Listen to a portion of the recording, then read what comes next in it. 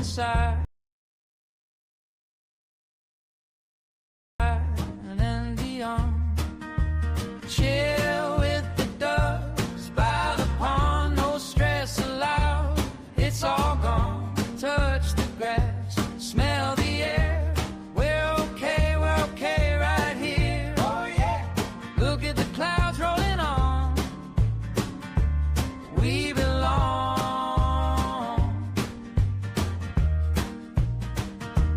by the pond. Tell me you're weak, every high, every wrong. We'll laugh till it loosens what you carried so long. Hands round 'em up, stories stacked like stones. Friend after friend turns this place into home. Chill with the ducks by the pond, no stress allowed. It's all gone. Touch the grass, smell the air. We're okay right here. Hey, look at the clouds rolling on. We belong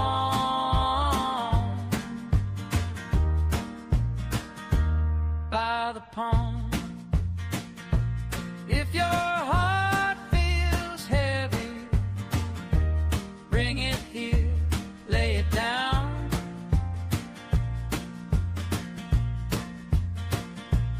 Let the breeze rewrite it, watch it flow out of town.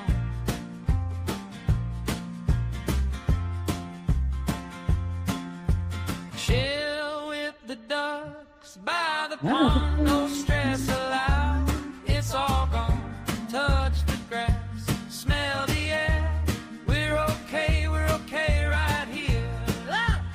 Look at the clouds rolling on. Yeah, we belong. We belong by the pond.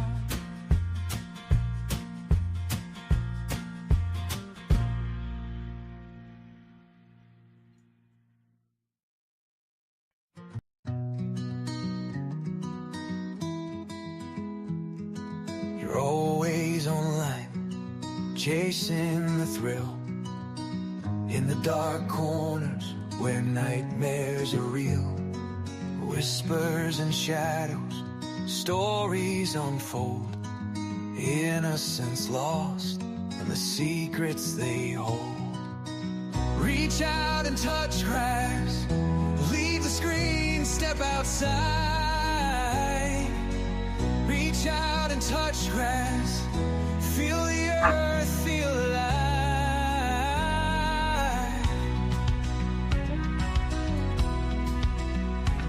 Sensational headlines, the dramas you'll muse, capturing moments, the heartbreak you choose. Behind every story, a life to reclaim. Remember the human, not just the name. Reach out and touch grass, leave the screen, step outside. Reach out and touch grass, feel the earth, feel alive.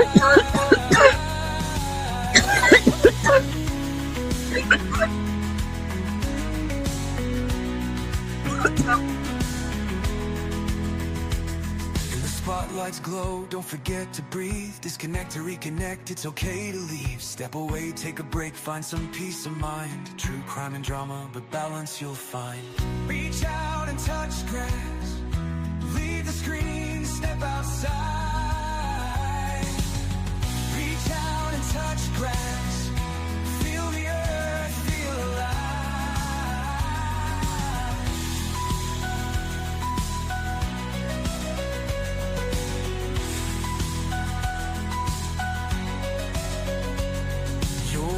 More than stories that keep you up at night.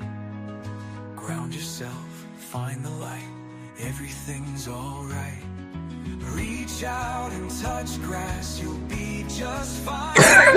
Breathe deep, step away, it's your time to shine.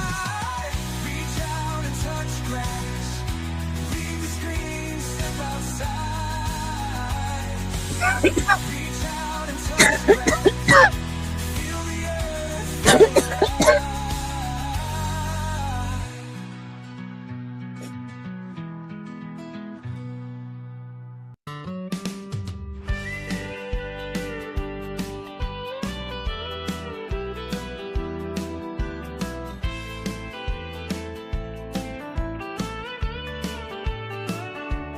One of these days I'll be alright. There's nothing here that I don't like.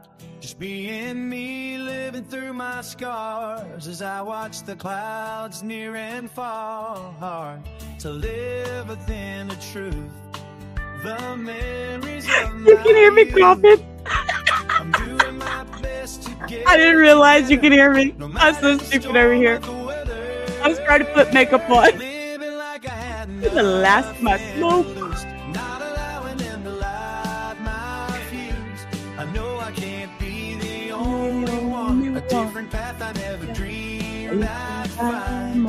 It's a beautiful day. Start with own mind. Live your best life. I'm not crazy. Stay a while. Don't worry. I didn't know y'all could hear me. Live for today. One of these days I'll be alright. I'll be alright. Nothing Nothing here that I don't know. just being me, Me, living through my scars as I watch the clouds near and far. To live what's It's so great when you make your own music. You feel it, and it's coming from your heart. Okay, I'm not going to smoke on the screen. So I was trying to get my one smoke in before I started screaming. It's been stressful. Not allowing them to light my fuse. I know I can't be the only one. A different path I never dreamed I'd find. It's a beautiful day to start with on my. Okay, I'll stop. See, do I have look, see y'all, see, this is me. I don't even have my other earring in. Y'all see this? Y'all, I told y'all, fucking rubber, man. It's crazy over here in mine. It's crazy in my world. No, I don't know if I can smoke on YouTube. I know I can on Kick, and I am dual streaming. So for those of you on the Kick, hey guys, hey. And then my ones on YouTube, we're just kind of hanging and chilling. And let me hang on. Let me end this over here. End this. I didn't realize that. Okay. I think I ended all that. So now I won't be there. Come as you are. There you go. Thank you, Cindy. Come as you are. This is a Rubber Ramada room. Hey guys, welcome in. I'm Sheila. Hi, nice to meet you. If you're new here, we do true crime, we do mental health, we do this, we do that, we talk a bunch of shit. We review anything and everything. I know, and I try not to because I don't know. I don't know. I try to keep my true crime on this side more I don't know, more streamlined, straight. Y'all see the wild and outside of me on Kick. I do get a little crazy and wild and show my other loud, crazy side. So, anyways, I do have my full cup of coffee. Um, and yeah, so I've got things today. I had already pulled this together. Um, Funny thing, as creators, a lot of us come up on the same things. Listening to allegedly, speculating in the background as I already had this all set up. I had the Jarvis butt pulled up. I had the the girl she went over that was missing, and they found her with that she was said she was 16 and actually came to be a missing child during the traffic stop. I had that one pulled up too. We're not even going to touch it. Allegedly, I already touched it. Y'all can go there and watch it. I do have, what do I have? I have these two girls, these two teenage girls. Y'all, I have found some crazy stories. I don't know if y'all heard, but in Florida, y'all be wilding out in Florida. Y'all wild in Florida. Not gonna lie, y'all are wild in Florida. But these two girls had this murder plot for bringing Adam Lanza back to life. It's insane. It's insane. I don't know what's wrong with kids these days, but y'all need to lock them all up. I'm glad I have no small children. I couldn't. Hey, what are you coughing up over there? See, okay. I went and I bought new toys for the dog, and I bought mom and son food so everybody would be happy so I would have time to sit and stream. So, with that, let's jump into the opening and get busy. Hold on. Hannah, you're always late. Let's roll with the intro. It's 1 minute long. Hold on. Rubber around the model room welcomes all. Thanks for stopping by, answering the call. Ups and downs are normal for some of us. Many days I beg to get off this life bus. Neon lights flicker, the shadow on the wall. Dreams on the ceiling, we run and then we fall. Sharing stories over paper cups. Wheels keep turning but never enough. Life's a ride on a rickety old track. Holding on tight, never looking back. In the rubber and motor room we couldn't fight. Loud cry love in this crazy ride. Dusty postcards from the edge of nowhere. Heartbeats echo in the electric air. We dance on tables without to wait. Cry in the rubber and motor room, we're all high.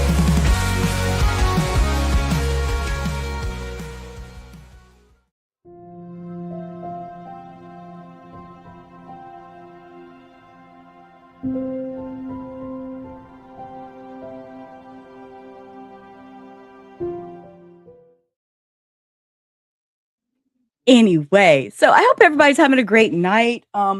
It's been a little wild in my house. Yeah, so I'm okay. Okay, Hannah, I'm on your TV. I'm better on the big screen. I'm better on the big screen, Hannah. So do me there. Take me that big screen, girlfriend. Hey, Dutchie, you did wonderful today. You did amazing. I'm very proud of you.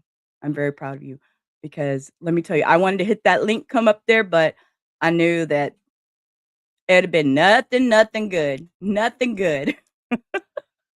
So I said, you know what? I'm going to stay down here in this chat.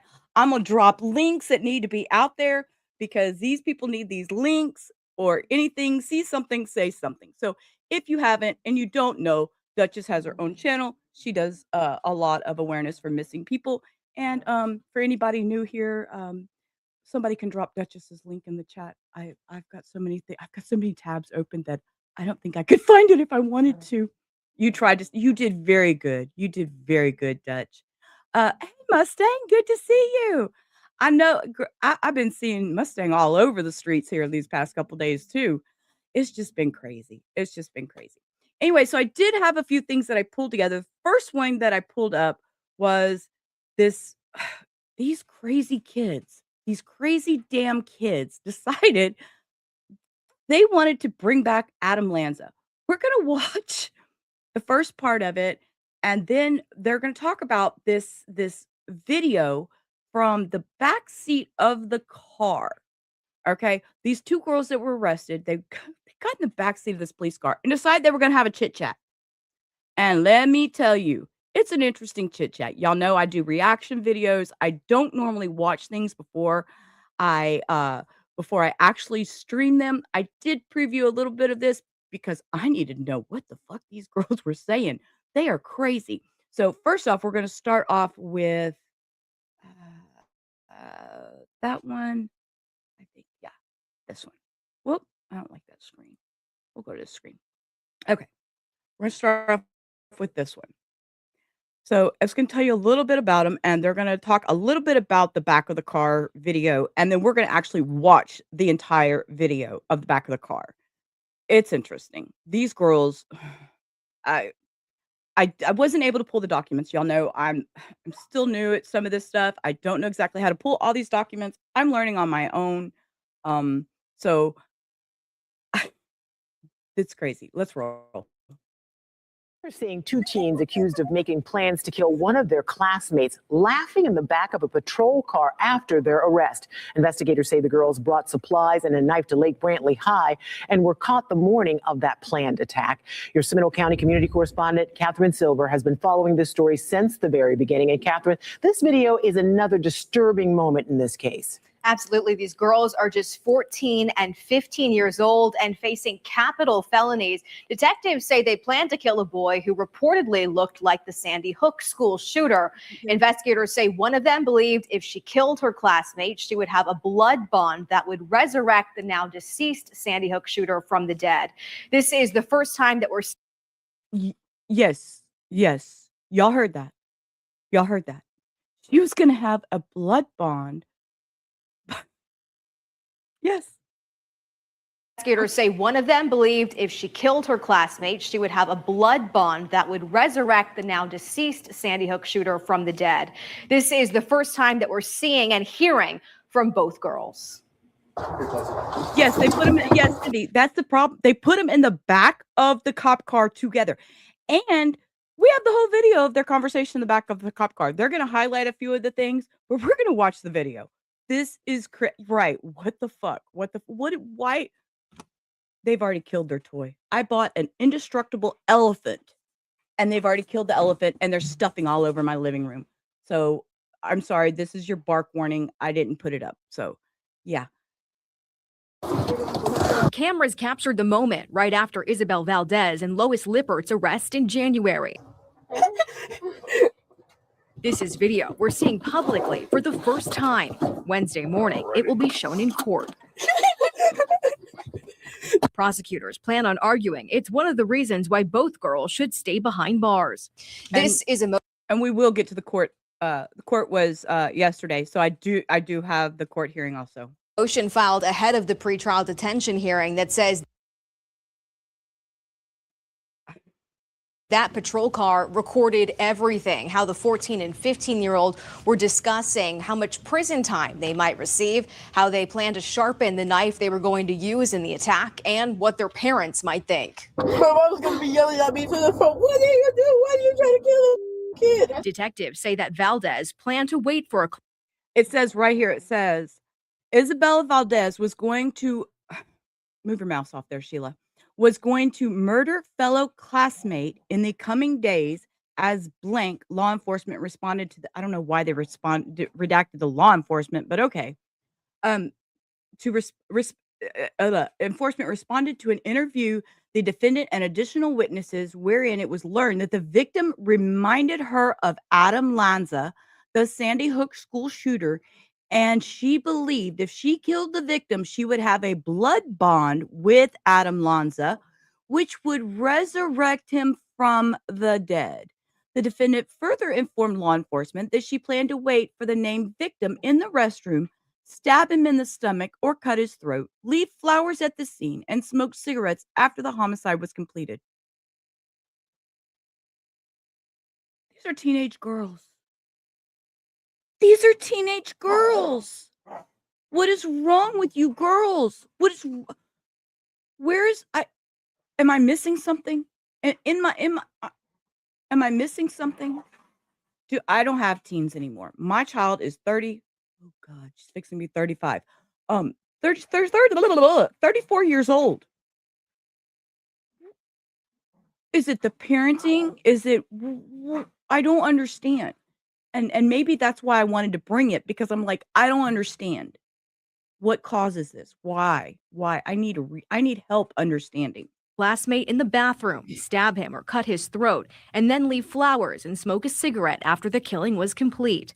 The plan was foiled by an anonymous tip that gave law enforcement the chance to intervene. He f***ing snitched. God, I knew I shouldn't have told him. Because he was like, oh, can you please tell me I can't sleep tonight?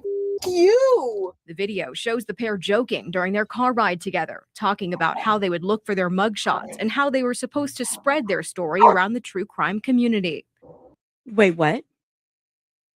Say that again. Ooh. The video shows the pair joking during their car ride together, talking about how they would look for their mugshots and how they were supposed to spread their story around the true crime community. Well, guess what, boo-boo? You're being spread across the I'm going to hit play and hold on. Let me go. I'm fixing to go make some dogs go to the kennel. Hold, please. Hold, please.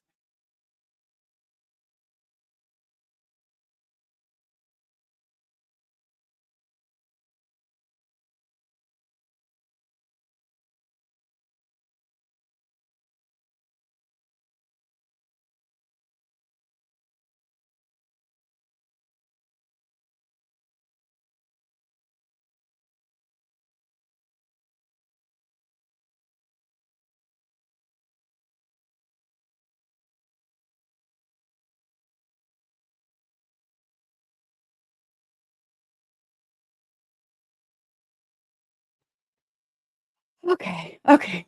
So dogs are put away. Well, actually not put away. I stuck them in the other room and shut the door. So they'll probably bark in a little bit, you know.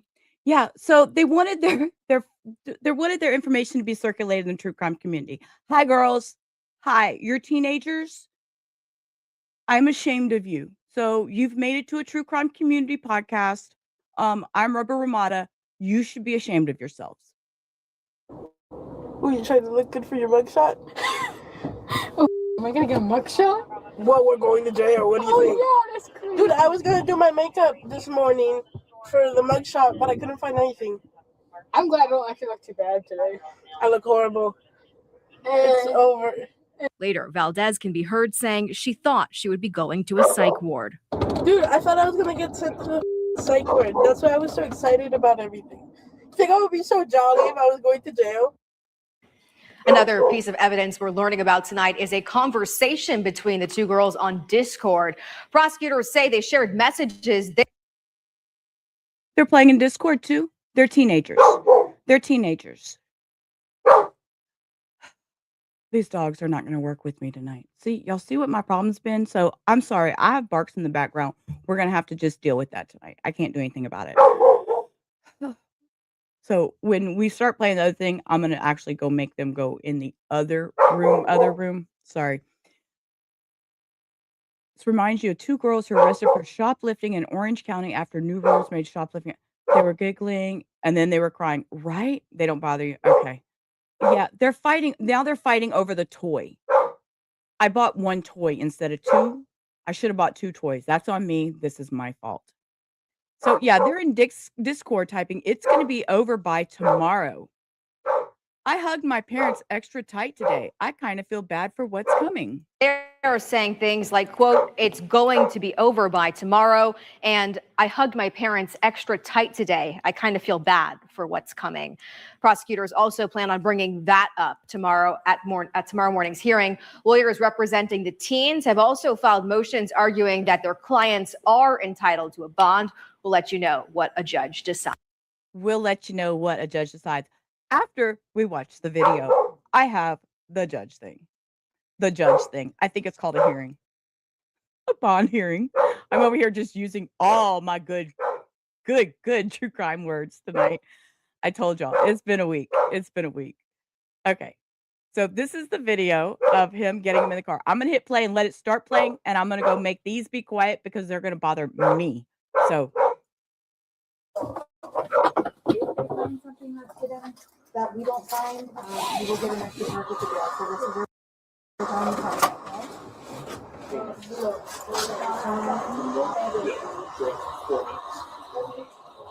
to come, Oh, sorry. You're fine.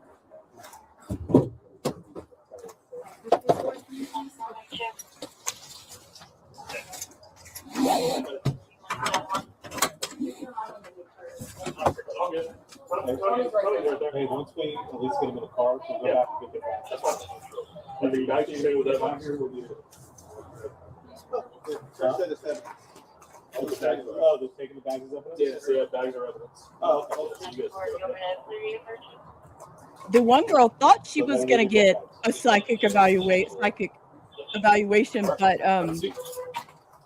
and I can't believe they're just going to stick them in the car together. Why? What kind of intelligence caused this? Who in there? Even I'm not stupid. Look, I'm going to tell you something. I'm going to tell y'all something real quick. I was arrested with my husband at the time, and they stuck us in the same cop car. Funny as fuck. They stuck us in the same cop car. Never even thought about that until right now, just sitting here speaking it out loud. Of course, mine was dropped. It was they tried to accuse me of terroristic threats. I'm like, okay, y'all go. I'm far. I told the man it was going to be his day. It's going to be his day because he was causing problems. He was my neighbor. It was my neighbor it was my neighbor who I at a business location, and the wind had blown and knocked all of his tile. He had a tile company. the wind had blown and knocked all his tiles off of his tile display. And he blamed me for it. I was like, dude, I sell motorcycles. I'm a motorcycle dealer. Why would I come knock your tiles over? And I was arrested for terroristic threats because I told him it was going to be his day. Okay, and the judge laughed at it. The judge laughed at it and let me go. He was like, no. I'd never been in trouble before in my life. Like, he was like, no, absolutely not. This channel will be huge. Keep doing what you do. Well, Kelso Knight, thank you. I appreciate that. Yeah, I'm just me. I'm just a loudmouth, just a lady with a channel. They do that. So and exactly like I didn't even speak to him. I didn't even speak to him in the car. I was like, no, I was so scared. Not even gonna lie. I was so scared. I was so scared. Anyways, okay, here we go. Let's watch these girls. It's only 30 minutes long. Lois.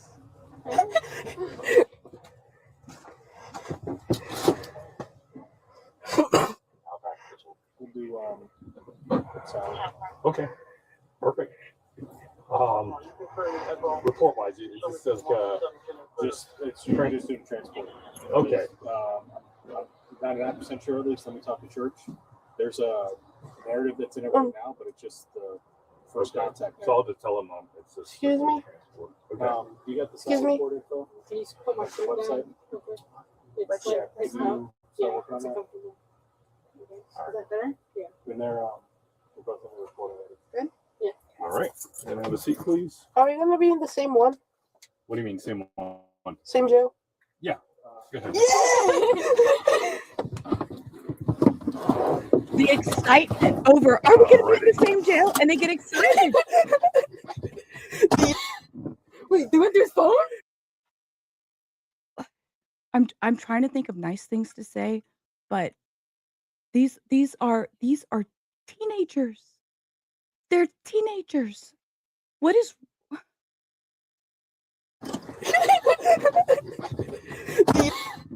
Wait, they went through his phone? No, they're going to go to his phone. Oh my god. Hey, what are you doing here? What are we No, he's not. gonna be arrested too? What? Why? Yes, I told him he knew. He never. So they've obviously told somebody else, and now they're afraid this other person's going to be arrested too for knowledge. Okay. Told me. I told him already. He did a tip? There was a tip shown. Did you not see it? No? Someone tipped. He fucking snitched. I don't get why he wouldn't tell the police though. He did a tip though. Huh?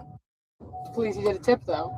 Because it was anonymous tip. But I was just assuming it was by the writing. Yeah. They're bleeping. When they bleep the word, that's when the screen goes black. They didn't kill anybody. They were going to. It's attempted. They were going to and told somebody, and they got snitched on by whoever it was that they told. And I think it may have been somebody that they told in the Discord. And now they're saying it came in as an anonymous tip, but they're figuring out that it's probably the person that they told. So he did a tip though. Huh? Police, he did a tip though. Because it was anonymous tip. But I was just assuming it was by the writing. Yeah. Just like It was? Yeah. Oh, By the my writing. God, I knew I shouldn't have told him. Because he was like, oh, can you please tell me I can't sleep tonight? Fuck you! God! Probably 14. 14 and 16 Yeah, I got years shown the old. tip and it was like, my friend, 15-year-old named he goes by Jimmy, is planning to kill some dude. Yeah, and it was like, I don't really remember their real name, but I think it was Isabel. Bro, 14. Yeah, it was spelled wrong too. So God! She's such a fucking snitch. that's immediately who I thought. What? Was, so fucking... They're such a snitch. These girls are worried about this person being a snitch, not worried about what the fuck they did and had planned and all that. They're just worried about the snitch. Lola. Come here. 879. Say hi. All right. It's so cold in that room. Which I know. Dude, they had me sitting there and I was so... Dude, they took away my chocolate. No! I was able to eat like a part of it, like a part of the big bar. Oh, okay. But then that's it. This little girl is worried about her chocolate bar.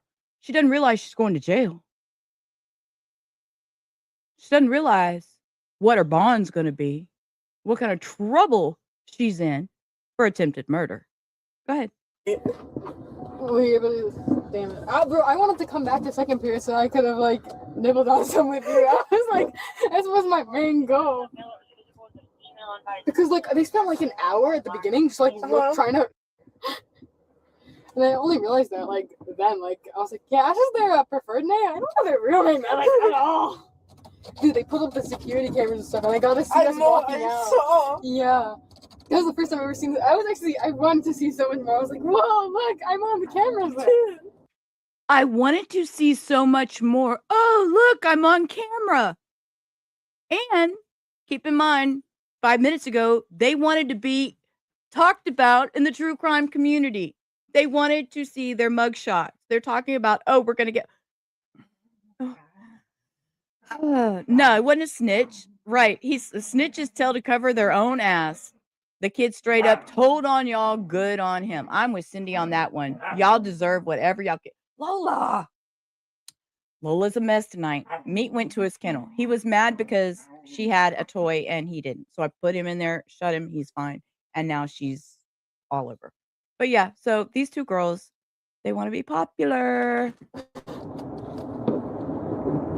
It was so cool. I was like, damn. I forget that there's just, like, videos. Yeah. Like that. We're like the little there, right? Hey. Not a school shooting, at least. What? It's not a school shooting, at least.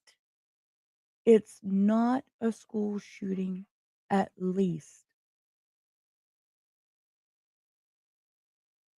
We'd be in prison for life. Yeah.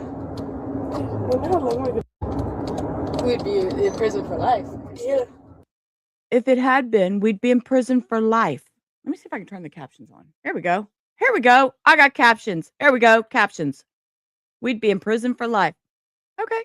Go ahead, you girls. How long are we gonna get? I'm probably not gonna get that much time. I mean, I like touched the knife for a few seconds, yo. Not gonna get much time. Gosh. Ow. I moved my hands. What's the matter? Are you uncomfortable back there? Comfortable to It'll make it hurt. Gotta keep it still. Is it more comfortable than... You hear that, cop? Quit moving. Quit moving. You're making it more uncomfortable. Do you know he is just sitting here letting these girls have this conversation? Just y'all go ahead and talk. Y'all go ahead and snitch on yourselves, tell your stories, swap kisses, whatever you got to do in that back seat. Because y'all are so stupid. Ow. I moved my hands. Ow. These are low-key more comfortable than last. It'll make it hurt. Gotta keep it still. These are more I'm too comfortable fat than... to stay still. She says, I'm too fat to stay still. And the other one's talking about they're more comfortable than what, honey? I need to know what they're more comfortable than.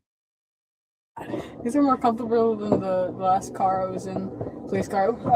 I had my things behind my back, but like they had like real. Okay, y'all. See, I told you I don't watch all this shit all the way through. The last cop car you've been in, sweetie.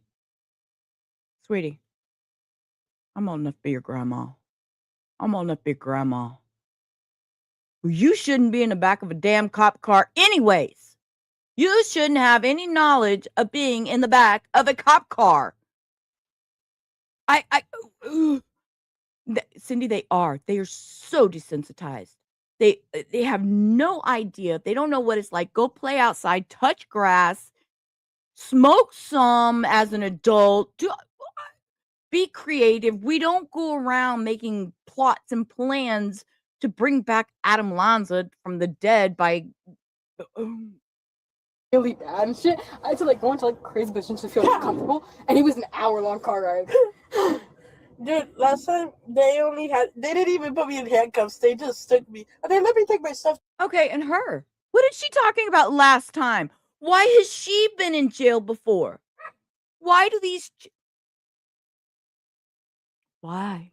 Why do these children know anything about being arrested? They're 14 and 16. Why? Why do they know this? Why? Y'all understand my problem with this? Do you I Too. I was able to take like some of my Little Ponies, my plush, and my phone. Oh. what? My Little Pony? What? They let me take my stuff. What? So they didn't even put me in handcuffs. They just took me. And they let me take my stuff too. I was able to take like some of my Little Ponies, my plush, and my phone. This fucking kid took My Little Ponies, plushies, and a phone to go to jail. Y'all tell me what's wrong. Tell me what I'm missing. Tell me I'm oh my God. Tell me what I'm missing. The last time she was arrested, she got to take her plushies, her My Little Ponies, and her phone. What? Right, Cindy, color the sidewalk with chalk. Go be productive. I don't even know. Dutch, tell him, remember, this is crazy. I know, but I bought one. I should have bought two. I wasn't thinking. I was in a rush. I was getting dinner for the guys here, mom and my son, so I didn't have to deal with anybody. I've been wanting to go live for 3 days, and I haven't been able to. I just gotta, like, make my time. You know what it is like, Dutch. Got mom with dementia. My son's got his own issues. He's oh. So I make time when I make time, and right now this is my time, and they can't even get along for 2 hours so I can get this done. And I should have bought 2 toys. That's my fault. I thought I was gonna keep everybody occupied. It didn't happen. They do, Cindy. These kids need a reality check. I get so mad because I'm like, where are the parents? Or where's grandma? I mean, see, and I shouldn't say that because I don't have contact with my grandson because his father's an asshole. I'll say it. I'll say it. I haven't seen my grandson in 5 years because I decided to clean up and not live that lifestyle. So guess what? This grandma hadn't seen her grandson since he was 10 years old. He's 15. But you know what? As a grandma, I'd sure tell him, "You are fucking up. This is not how we do it. And we don't take My Little Ponies and your plushies to jail." Oh. But then they took my phone away. They took all my stuff away. Because they were like, you can't have this in there. So I was like, okay, whatever. I wasn't gaming. I don't think I had anything on me, but I got my shirt taken away. Why? I think it like went off the sleeve a little bit. Uh-huh. And I guess that wasn't allowed. Ooh. Yeah, promiscuous. We're going to become one of those lesbian couples now in jail. Y'all, break the internet. Break it. Unplug me. Uh, uh, uh.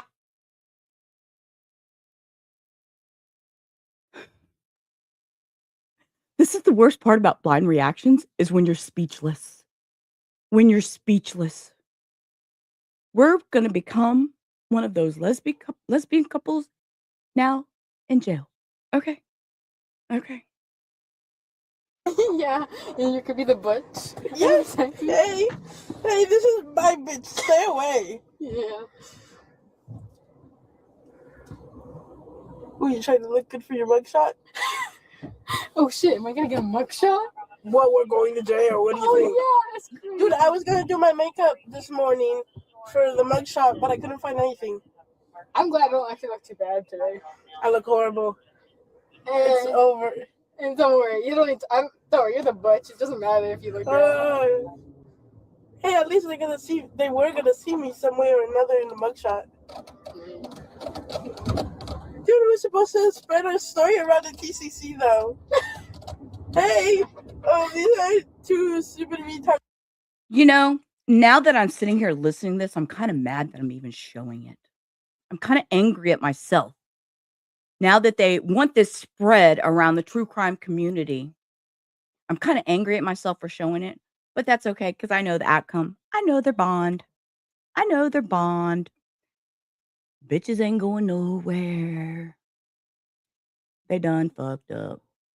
It's from Florida that couldn't. No, do not put me in it. This was out. It did not work. You help me get materials. No.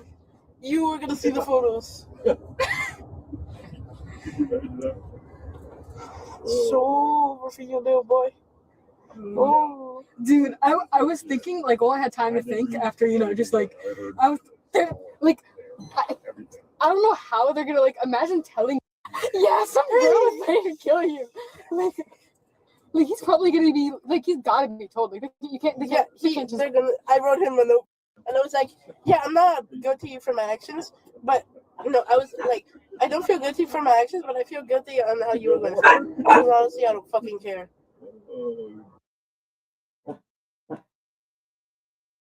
Okay, Dutch. Thank you. Just thank you for listening. I appreciate you just being here. This is all like I said, I've been trying to get to the computer and it's just not been happening lately with my crazy ass house. Anyway, so yeah, they're I'm gonna rewind this for just a second. Yeah, I'm not guilty for my actions, but I was like, I don't feel guilty for my actions, but I feel guilty on how you were gonna feel. Because honestly, I don't fucking care.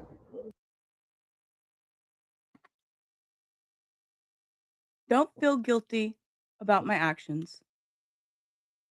Don't feel guilty on how you're gonna wait, what?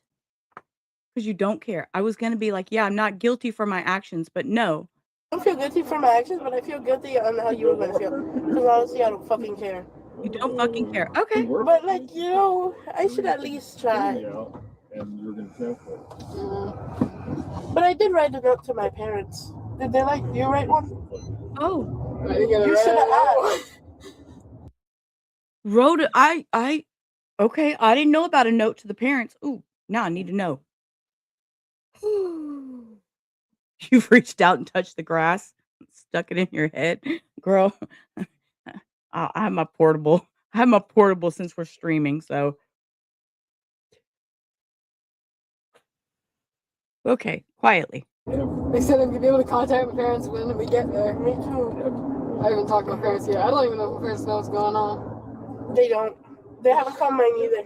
Oh, I'm sure they do. My mom's gonna be yelling at me through the phone. What are you doing? Why are you trying to kill this fucking kid? I think my mom's gonna be okay.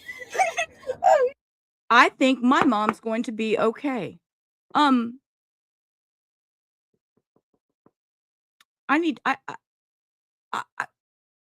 would like to talk to these parents. Just see a little bit about these parents. This nosy bitch, Mrs. Kravitz in me. I'm like, y'all, I want to know about these parents now. I think my mom's gonna be okay, and the other one's gonna be like, man, why are you trying to kill this bitch fucking kids? Come on. Yeah, Loki, she's probably fucking with like when they asked me like, do you really want to lie? Would your parents really want you lying for Jamie? Like, yeah, they would. It's like, yeah. Did they make me swear to tell the truth? Hey, Lois.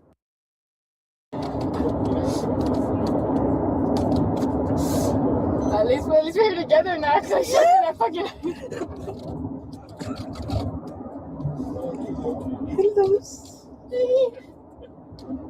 Also, there's a car behind us. Huh? Another police car behind us. Of course. Not that dangerous. What am I supposed to... Dude, they had me going out to the bathroom, and they had this lady standing in the stall, and they had like 2 other people. In the stall? No, not in the... Yeah, one of them was standing in the stall. The other 2 were outside waiting. You think I'm gonna be able to fucking run away? I got too scared to ask to go to the bathroom. Hey, look, you still have to go. I only went like twice because they searched me every time and they made me take my shoes and my socks off. Yeah, I'm glad I didn't ask them. I don't want to do all that. You're gonna bend over and cough for me? Bend over and coffee? Yeah, that's what works.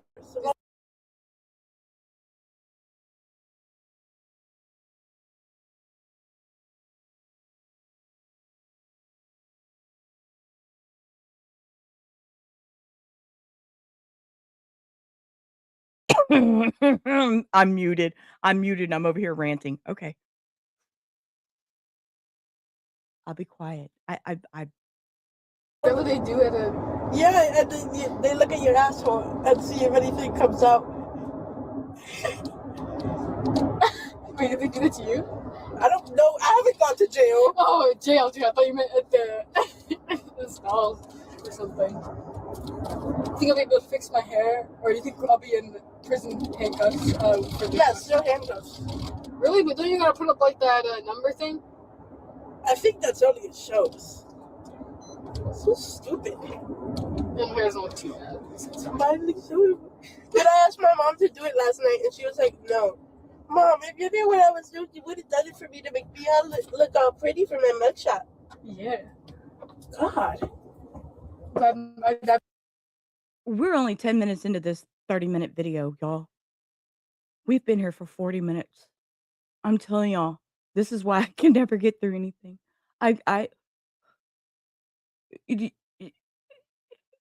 Yes, they watch way too much TV, Cindy. Way too much TV. And now we're talking about my mom should have done my hair and da da da da. I'm sorry? My hair beforehand. Oh no, cause well, I'm probably not gonna my involvement's not that long, so I'll be out before you. I'm probably not even get to go to the office. My parents are gonna get me as slow as they can. Fuck that. Yeah, but Young lady, what's your name? Which one? Isabel Valdez. Isabel what? Valdez. Valdez. All right. And yours, young lady? Lois Lippert. Dude, I should have got my diagnoses before this. I've been talking about that, being like, yeah, you know what, I should go to a psychiatrist or something, and actually fucking get diagnoses. I should have done it. I should have gotten it before this shit all happened. And then I would have Okay, if I haven't said so before, hi, my name is Sheila. Welcome to the Duck Pond. We keep the crazies gathered around, and stress duck. I'm gonna lose my shit in about 3 seconds. some sort of thing going on. Dude, I've got a mood disorder, but shit like that. Dude, I thought I was gonna get sent to the fucking psych ward. That's why I was so excited about everything. I think I would be so jolly if I was going to jail. Yeah, I was kind of assuming you were wording it like you were gonna go to psych ward. I know. But I shouldn't have told them all this shit. Okay, so I was there, and then they were asking me about the swatting incident that happened. And, Swatting? Wait, what? Swatting where? Swatting where? I know, Cindy. I'm trying to breathe. Well, I should start gaming. That's a new one. Okay. Yeah, see, I'm old. I remember Farmville days. I don't know. Okay. Yes, I'm breathing. Okay. And there was a swatting incident that I don't know what the swatting has anything to do with. And where it happened, I don't know either. I started crying because I thought she was gonna feel bad, and send me to the psych ward, because I was like, I thought I was hurting someone. Yeah, I thought about hurting this boy. And then they saw through my shit, so. And then they pulled out the bag from my backpack. So she just said she was faking being crazy. Everything that was inside. Dude, and now they also saw the drawings. Oh yeah, I told them about that. I told them I did some weird drawings. I'm aging myself, Cindy. I didn't actually tell the full thing till 10:30, I think. Yeah, they made me tell everything that was in the drawings. Oh, can you remind me of the drawings? Let me just know what they went through. Dude. Did they comment on it? They were like, this is really good. Did they say anything? Yeah, they said, you're quite the artist. And I was like, no, that's my friend Lois's. Hey, let's roleplay some Columbine stuff. Hey, yeah. Wait, who's Eric? Well, obviously, I'll probably be Eric, because Eric obviously gets it.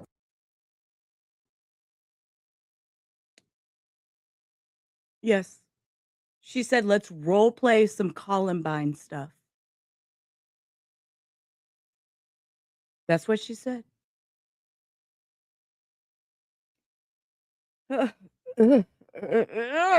My words are just, yeah, right. Exactly. Content, you were twirling a flag on a drill team, had Barbie dolls. Cindy's over here saying she was babysitting, saving money for records. I was also babysitting, and I was going to country dances out in the woods. Um, because that's what we did as teenagers. We went to little country dances and we hung out and we touched grass and, you know, we babysat and earned our money and ooh, okay. Hey, Yeah. wait, who's Eric? Well, obviously, I'll probably be Eric because Eric obviously gets it up the ass. Okay. Hey, Eric. Oh, fuck off, Cleveland. Hey, kitty, please talk to me. You probably don't even know about KFMDM. Yes, I do. Flash is my KFMDM shirt off. Whoa, you know about KFMDM? What was that? What is Yes. KMDM? I feel something in my pants. Hey, Yes. what if you have my Jewish babies inside you? I hate Jews now. What's wrong with you, Eric? Please. Okay, fine. Don't feel my Jewish nose. Sticks it up to your butt. Hey, my sister goes to therapy over here. Oh, really? Yeah, hey, My sister goes to therapy over here. And yeah, they are referring to Eric like he's their friend. Eric was he was a murderer. I mean, let's not sugarcoat the shit. Mom's gonna see the police car. She's gonna be like, damn. And then when I call her, hey, Mama, that was me in the police car. You see me? I've never been here. I don't. Yo, I'm so sad. This is falling off. It's like getting sweaty. Proof? I wish I could down. Okay, Cindy.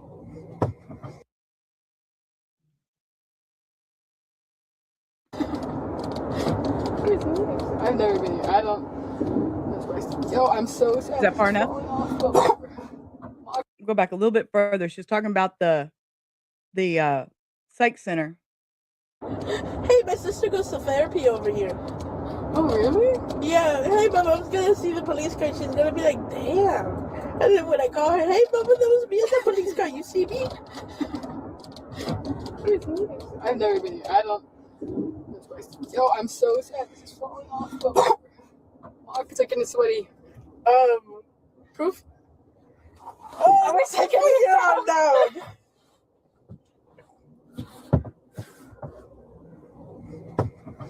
Hey. Oh, this is much more comfortable. Dude, I should have done it in the morning. Yeah. Dude, he was right there. I was following behind him.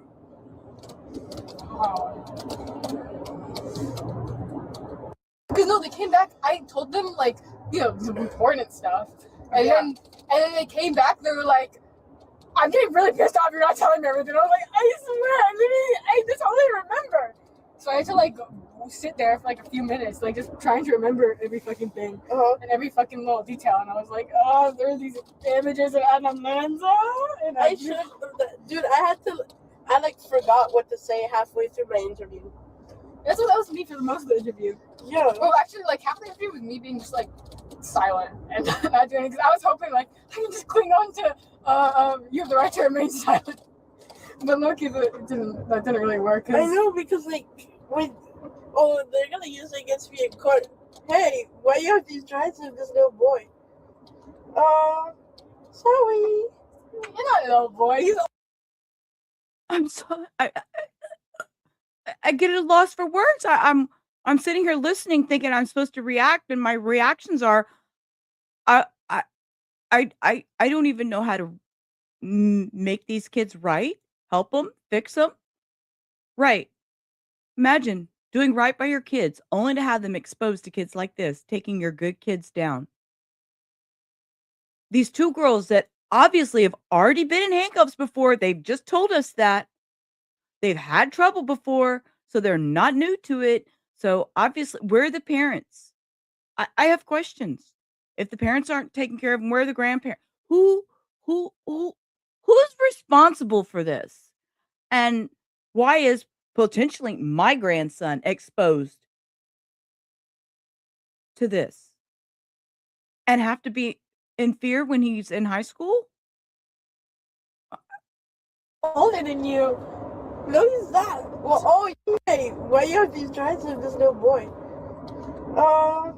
Sorry. You're not a little boy. He's older than you.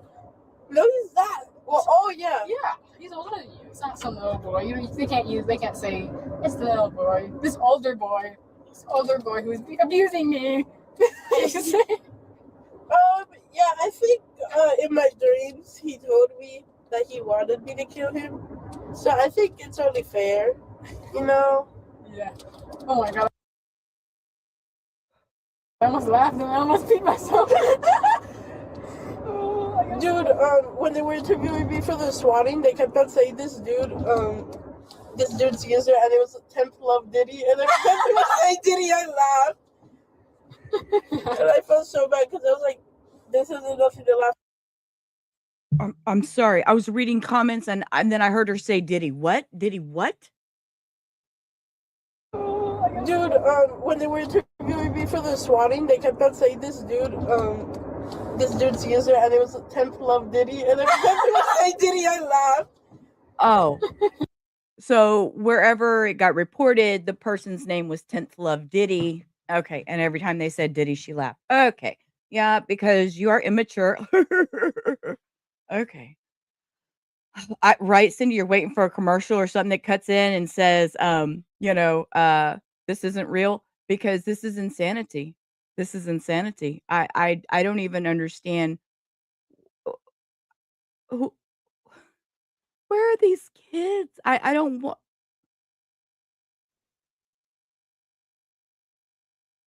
Okay, look.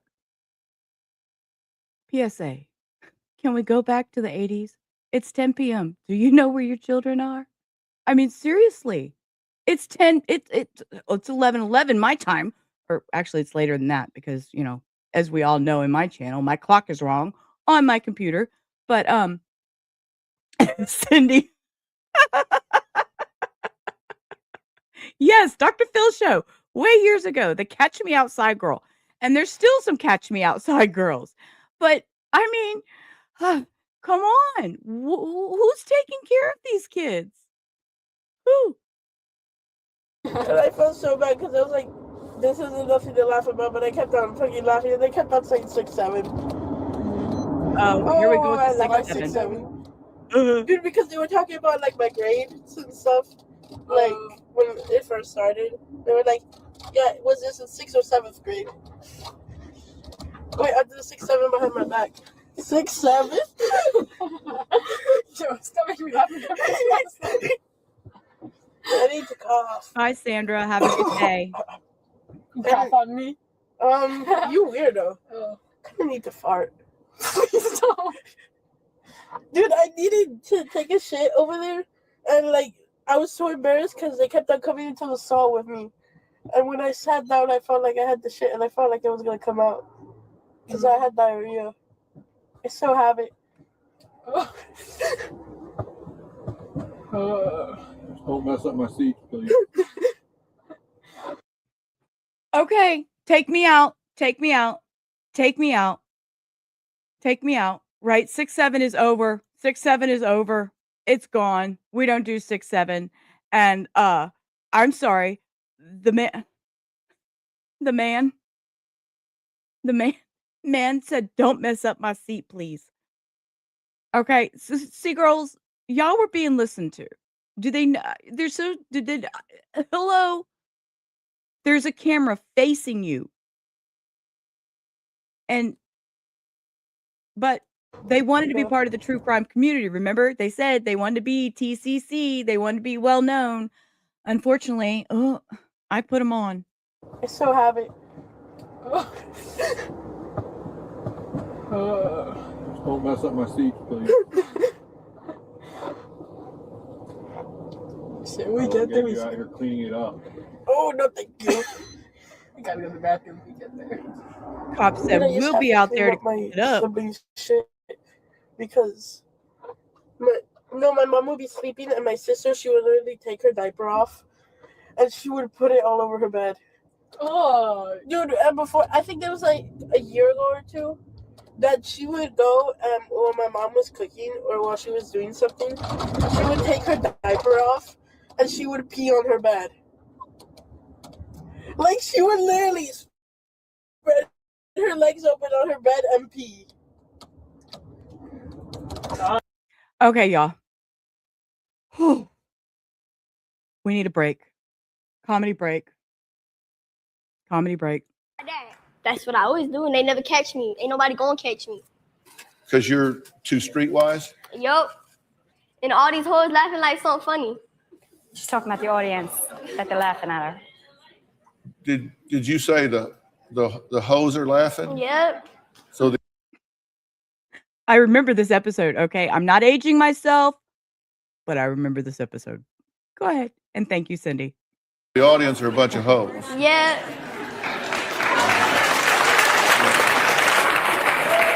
Catch me outside. How about that? Huh? Catch me outside. How about that? Catch you outside? What does that mean? What I just said. Catch her outside, and she'll go outside and do what she has to do. So there you go. That's what we got over here. We got a couple catch me outsides. Oh, okay. Good to see you, Teresa. No, this. Oh, she's not. Oh, good Lord. Well, I quit watching Dr. Phil about 2 years ago when he went off the air. Or at least the reruns, because I'm that bored housewife. Your siblings are wild. I know. And my brother keeps on humping everything now. Oh. My mom tells him to stop. And I bet your brother loves you right about now. You wanted to blast on True Crime Community. Welcome to True Crime Community. Welcome to True Crime. And what does your brother do again? What does your brother do again? And my brother keeps on humping everything now. Okay. Your brother loves you. You get to get paid to be in the audience? Did you really? That would be so cool. That'd be like right up my alley, my cup of tea, I quit watching soap. Where I live, I don't get good antenna reception. Total sidebar here. I don't get good antenna reception. And so I started watching YouTube. And there is so much drama on YouTube. I didn't need to watch soap operas anymore. I was watching on Hulu or something, Real Housewives of New York, but it was only once a week, and it was seasonal. Why bother with that when I can turn on YouTube any time of the day, 24/7, 365, and I can get all the shows, all the drama, all the tea. So I do all my true crime on YouTube. Now, you want to see Rubber Ramada Sheila off the rails? Sub up to the Kick channel because I do stream over on Kick. That's a Kick only stream. I will do Kick crazies. And yeah, I kind of get a little loud and wilder over there.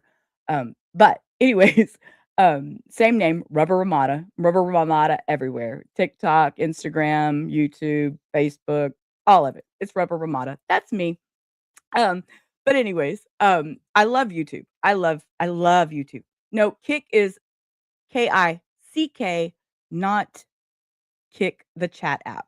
Kick the Chat app is for crazy stuff. Here you go. Here, I'll just drop it in there. I actually have it open right now because I do have some people that are in and out over there. And I've been over there for probably 6 to 8 months, and I'm just kind of trying to grow a little bit over there. It's nothing, it's just my free space to be me and wild and not have to deal with any of the constrictions that we do have on YouTube.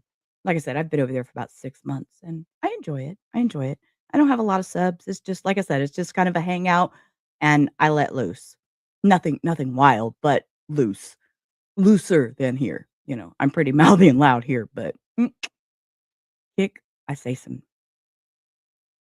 Okay, we're going to go back to this. And we're going to go back to talking about her brother, humping things because she wanted to be part of the true crime world and decided that she was going to go slash stab whatever somebody in the bathroom and slash stab whatever in the bathroom and yeah, they got busted before it happened. Hey, look and see, this is a good one on Kick. Clover Stitcher. I see Clover Stitcher around the community. See, told y'all I'm over there. Hey, Clover, good to see you. My mom tells him to stop, and he just keeps on doing it. And then he goes into my closet because I sleep with my sister. I think I told you, right? Yeah. He goes into my closet and he puts on my sister's bathing suit.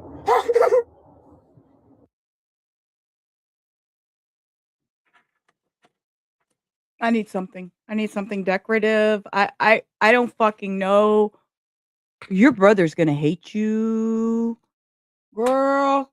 Girl, your brother's gonna hate you after this. You.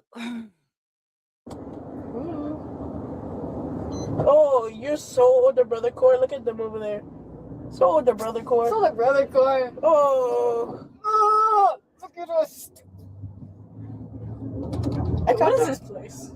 Sorry, I just think of the building and they look cool. I told them about the cigarettes too. Yeah, me too. Okay, what you tell them? I told them I just took some from my dad and I gave them to you. Oh, so evil. Dude, I didn't even get to fucking smoke them. So bad. I've only ever vaped in my life and that's it. Nah, smoking's not all that good. Dude, my mom was telling me about this morning because she was like, she was talking about somebody and then she was like, oh yeah, this girl I know, she got criminal charges because she hit somebody and she drove away with her car. She was like, don't get any criminal charges because that she messes up your record. I'm sorry, Mama.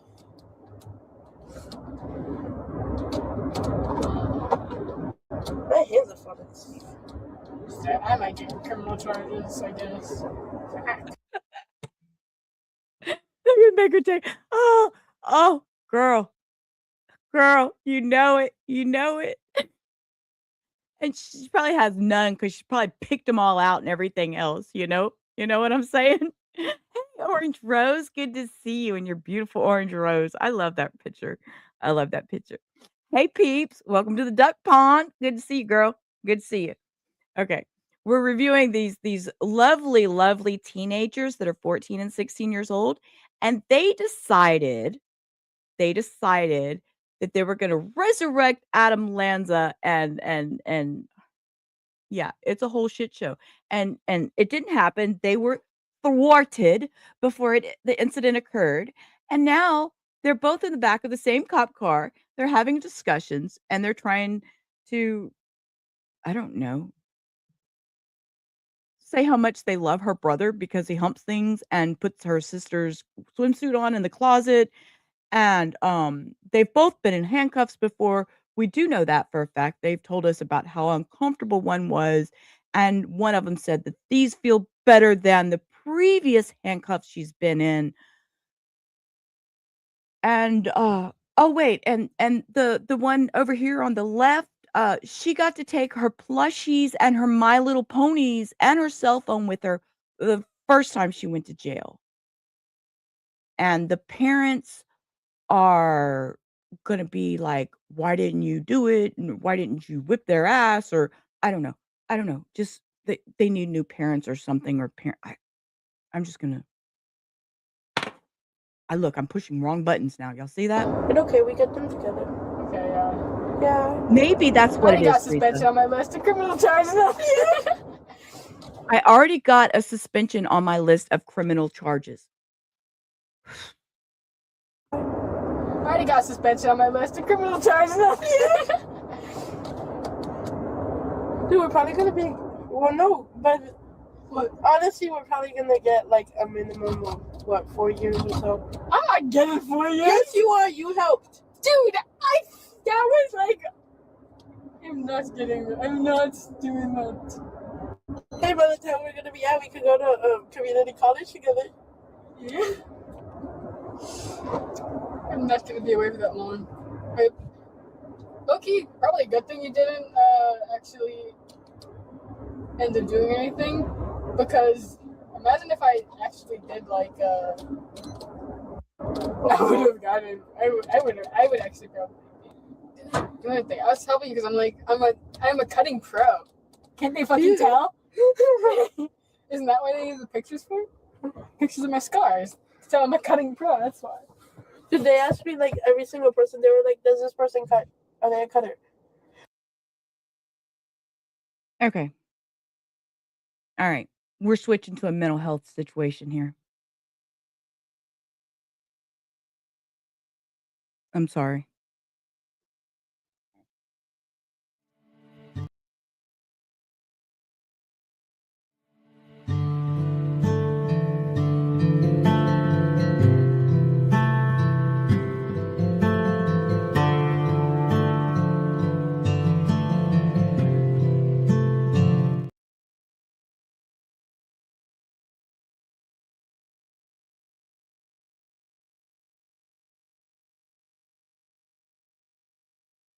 I'm at a loss for words right now. I don't know. Coming from an adult who has dealt with mental health in the past, if these children or this one child has a cutting scar already,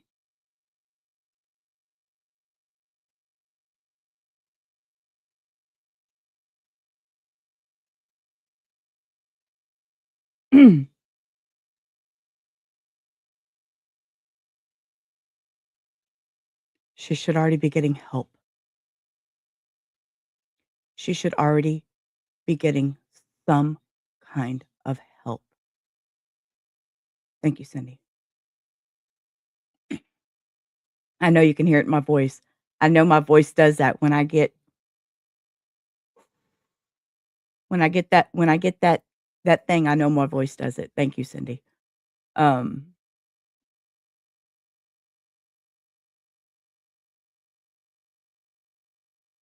yeah. I'm gonna leave that up and let them finish talking. Like every single fucking person. Who? And who'd you say yes to? I said yes to you. And who else? I think that was it. Okay. Because I told them, oh, they asked me to.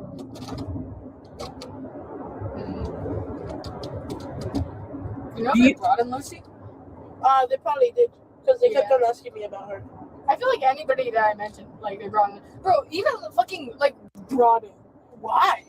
Because I didn't even mention her like naturally. It was just like anybody, any family in school. I was vague with it. Oh. I just told them you told her? Well, I told them. I just told them like. I told them I didn't like. What did you tell her? I told her like, yeah, if something happens on Friday, if Jimmy does something, she'd probably just think you're gonna kill yourself though. Oh. This is stupid. I'm not killing myself. Killing yourself is for retards. I'm not a stupid retard that gives up. Please. I am retarded though. I'm not a stupid retard though, okay? Like, why are you touching me with your butt? This is such a bonding experience. I love this. Y'all know I noticed my whole attitude just changed. I noticed it, and I saw I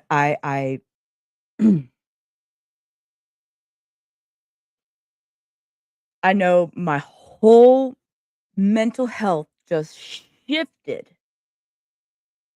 when they started talking. And I know it. I felt it. I felt it when I was talking, and I apologize for that. Again, these are raw reactions. I do raw reaction videos. I usually kind of skim through and see if it's something I might be interested in. Whew.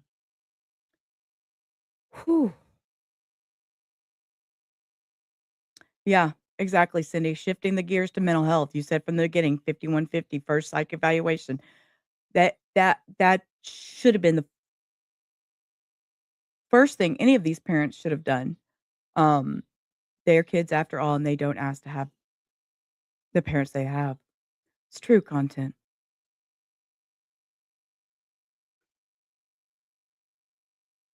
Misguided, maybe. I don't know. I can't even think of the right words. I sit here and struggle to find the right words right now. I just struggle to I'm and they're calling this a bonding experience? What kind of bonding have they had in their life that they think that this I know they're joking around in the back of a cop car, but to even name this a bonding experience?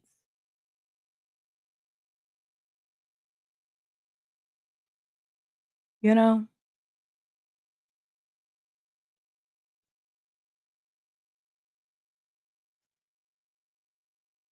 I was 48, 47. So there is hope for the future. There's hope. I was doing things I shouldn't have been doing in my life, and I changed. So anybody can change at any age, but somebody needs to step up for these. And something it's something that inner city kids all share. It's an epidemic. I want to go just gather every little one of them and bring them home and say, let's do it. Let's try it this way.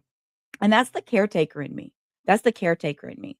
Like y'all all know, I take care of my mother-in-law with dementia. Y'all, I make that very well known. I don't hide that. I don't sugarcoat it. She comes in here midstream when she wakes up or she has a dementia moment and decides to come tell me that I broke her phone or I stole her. The other day we had a big fight over a box. So you just never know. You just never know. So, um, but that's me, always trying to take care of everybody. So this is where I get to the point where it's like, let me take them. I want give them to me for a little while. I want to fix everybody. I need to stop trying to fix everybody. I need to fix everybody. Oh, you can look.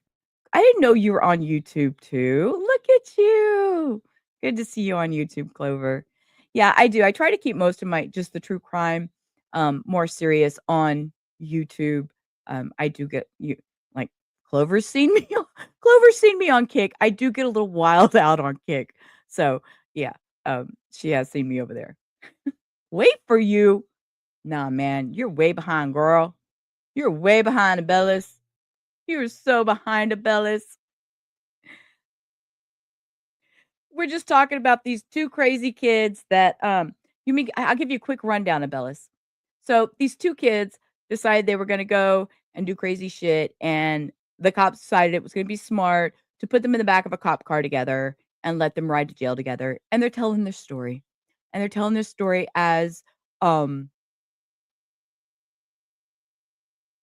basically they have no home training and they've been to jail before or been in handcuffs before, not necessarily. One of them says she went to jail because she took her plushies and her My Little Ponies and her phone with her. Although they didn't let her keep them once she got to the jail, she did get to take them with her. Okay? She got to take them. What the fuck? What do we have here? I have a Denise in the wild. Hey, Denise. I'm on your big screen. Boo. I see you, girl. I see you. Girl, how are you? Ain't seen you in a hot damn minute. It's kind of my fault too, because I haven't been on much. It's a little wild over here. We have our own rubber Ramada room. It's called my house. Okay, I'm gonna hit play because these girls, they wanted to be on true crime. They wanted to be on true crime. They also want to be exposed. Well, here, wait, just because I can for just a quick second. Hey, Denise. Tell Anna I said hi. Okay. Okay. Now that we got that out of our system. Um, um, you know, she's exposing her brother for humping things and for going in the closet and putting swimsuits of her sisters on. So her brother's gonna love her for putting all this out here for everybody to see. Good job, sister. Good job, sister. Yes, one day they'll look back and realize how stupid this was. Some kids you can talk to, some have to learn their life learning lesson.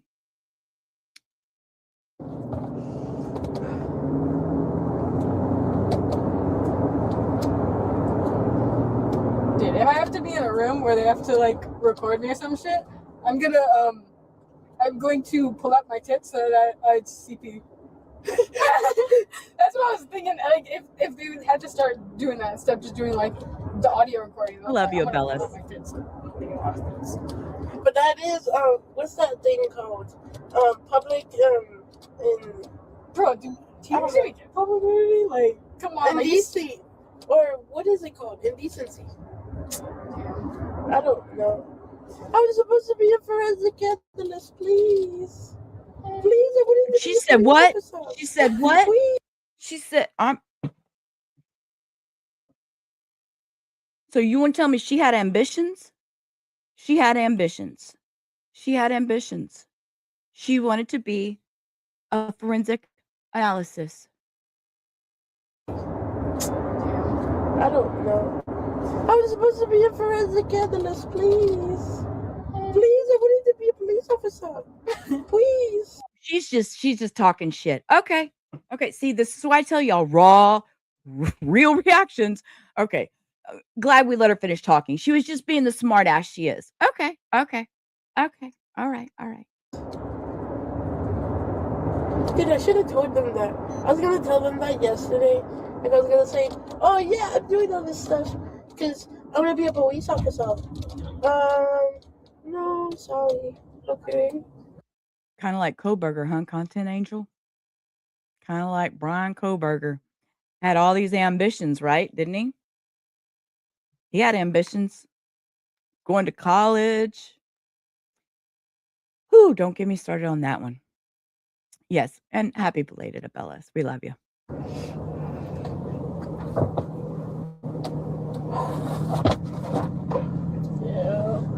Yeah, that's right. She did say that, Cindy. She had said that they could go to community college together after they got out in 4 years. And the other one was like, oh, no, I'm not serving 4 years for this.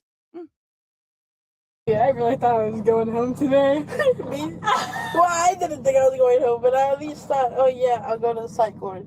I thought I was going home. I was asking Will, like, hey, you want to come over? I said maybe he wants to come visit you. Oh yeah, I should. Oh, Ask bro, him if he wants to come visit Mom you. gonna let me. Oh no way! If she finds out you're in jail, then my family isn't probably gonna even visit me. Man, I don't even... Damn. Whew. Okay. Breathe for a second. The one on the left just said, my family probably won't even come visit me. If she is seriously having that thought,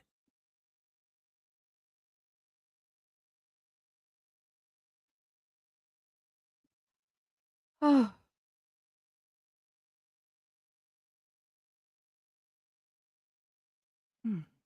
God,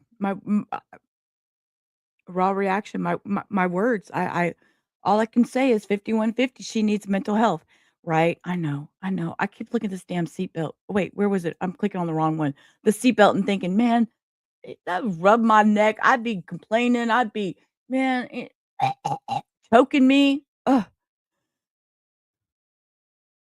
Yeah, exactly. The one on the right, yeah. With them big old fake eyelashes and everything. I mean, I'm all for making yourself pretty and all that, but they're 14 and 16. I remember wiping my lipstick and stuff off before I got home from school because I didn't want to get caught. Okay, we're talking 1980s here. And it was like if my mom caught that I had makeup on at school, I was going to be so much trouble. So much trouble. I didn't want to lose my cassette player.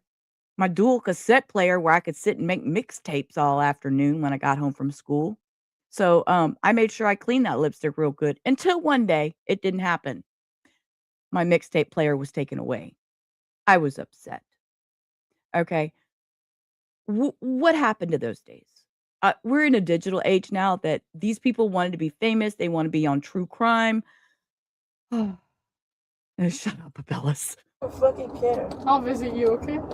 Huh? I'll visit you. I'll visit you. Okay, so what she thinks I'll visit you.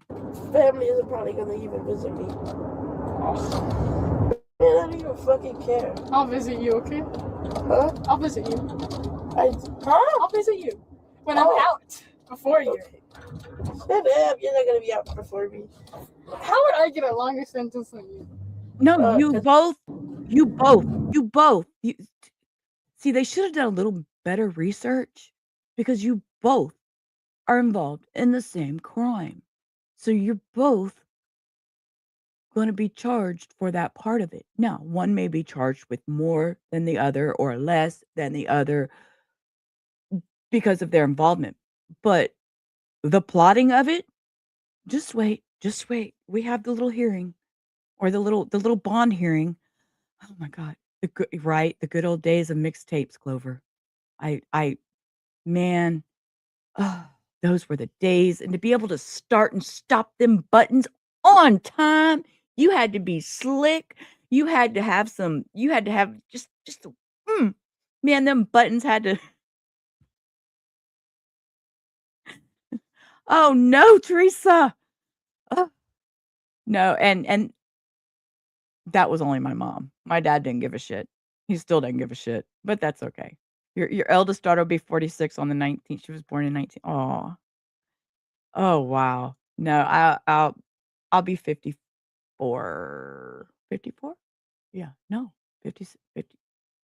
Yeah, 54. Think about my age. Yeah, I'll be 54 in May. So, yeah. I don't mind. I don't mind telling my age. I'm halfway through whatever life I was going to live. I know I'm halfway or over halfway there because I'll never live to be 100. So I know that I've lived a life. It wasn't my best life until about 6 years ago. Then I started living my best life. And now you see what you get. The 4th. May the force be with you. That came out way after my birthday. And when they started saying that, may the force be with you. And I was like, what the fuck are y'all talking about? It took me forever to realize that it was a Star Wars thing. I was like, why do people saying that to me? But it took me a little bit. But I figured it out. You'll be 52 in July. Yeah, so see, age is just a number. And, we choose when to start living. I chose to start living at 47. I was late 47. It was right before my 48th birthday when my mother passed away. The loss of life of somebody you truly love and admire.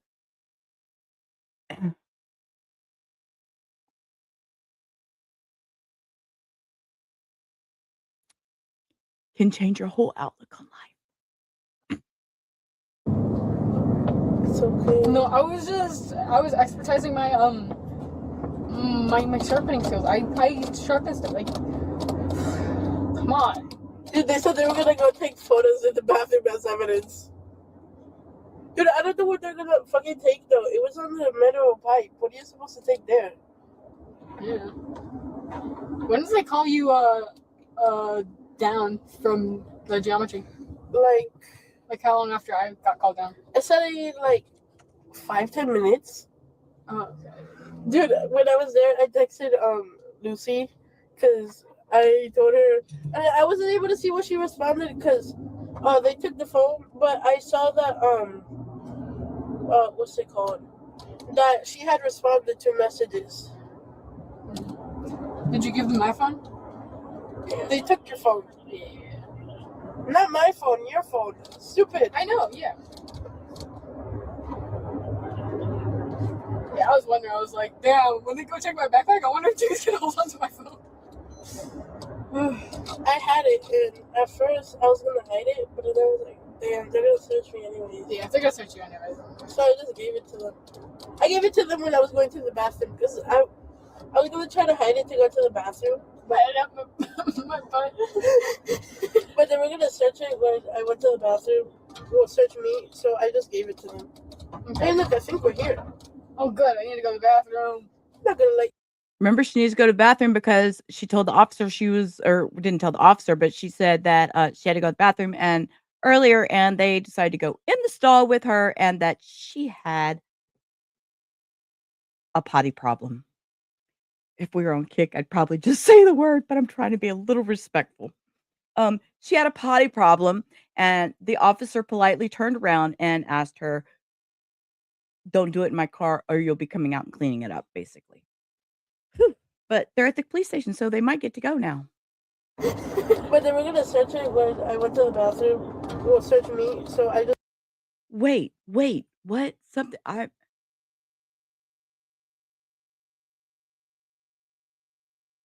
Please tell me she wasn't talking about putting her phone up her butt. I rewound. Let me go check my backpack. I wonder if Jimmy's gonna hold on to my phone. I had it, and at first I was gonna hide it, but then I was like, damn, they're gonna search me anyways. Yeah, they're gonna search you anyways. So I just gave it to them. I gave it to them when I was going to the bathroom because I was gonna try to hide it to go to the bathroom. But I have my butt. Okay. All right. We all heard that, right? She was going to hide it when she went to the bathroom. And as you see on the screen, my butt.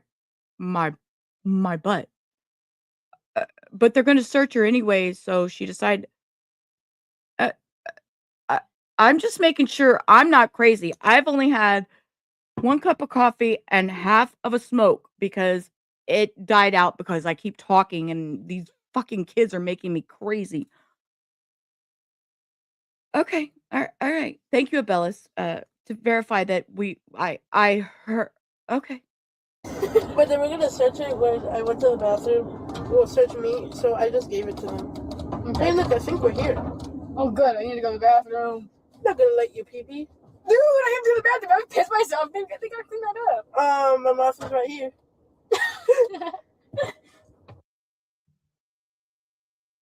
Okay. Y'all, I don't mean to bring attention to this. I don't mean to. She didn't say my mouse. Yes, the dogs are sleeping. The dogs are sleeping. Mom ate her hamburger and she's asleep. So this is why I have my me time. The dogs are now sleeping after they're chaotic. No. She didn't say mouth. She didn't say mouse. She said mouth. The closed caption put mouse. And this is while they're talking about the girl having to go pee. I'll rewind it and be quiet, but it says mouse on the screen for the closed caption, but that's not what she said. Well, search me, so I just gave it to them. Okay. Hey, look, I think we're here. Oh, good. I need to go to the bathroom. I'm not gonna let you pee-pee. Dude, I have to go to the bathroom. I would piss myself. I think I clean that up. My mouth is right here. At least we're going to the same place. Yeah, I did not expect us to let us like go in the same car and shit. Don't complain.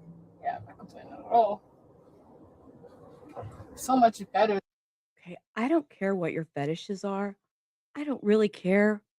But you're 14 and 16 and you're sitting in the back of the cop car and this should not be a topic of conversation. I'm sorry. I don't even know. I'm embarrassed. I'm embarrassed.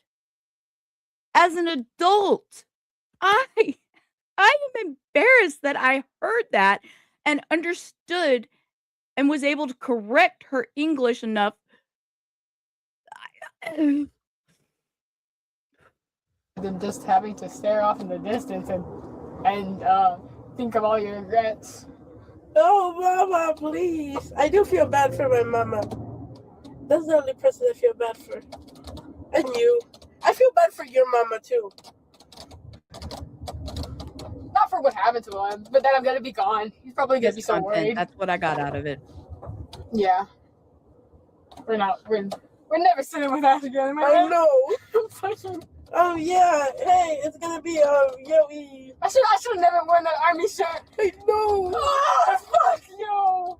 I shouldn't have told him. God. Eric, you wanna walk to the top of that tower? Hey, do a little kiss. Yes. Oh. Ow. This hurts so much. So I'm wondering, okay, and this is just me gathering, listening to their conversation. They may be girlfriends, like in school, hanging out, whatever, like girlfriend, lesbian girlfriends, which is cool. I mean, you do you, boo. You have the relationship you want, but you're 16 and 14, and I cannot stress that enough. You have so much more life to live. Woosah, woosah. Hold up. I don't know that for a fact, but that's what I'm gathering. That's what my mind's starting to tell me, content, is that maybe they're girlfriends, like girlfriends. Um, I that's what I'm gathering. That's just my thought.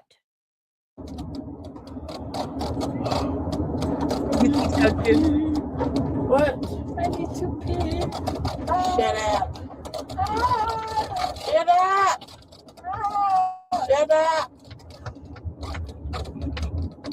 I'm going to hit you. You can't hit me. Yes, I can. Come here, boy. And now I'm we're gonna hit you speaking with on that. hitting each Come here, other. Lois. Come here. Y'all, this was a 30-minute video, and we are an hour and a half into this stream. We haven't even gotten to where I wanted to be. Now they're speaking about hitting each other. So is this what also we condone? I'm sure. Yeah, Thelma and Louise.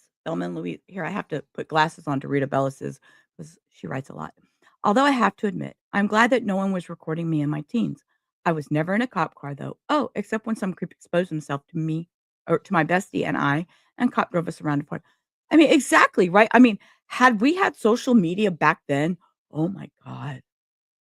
I mean, my no, don't be sorry. I take them off.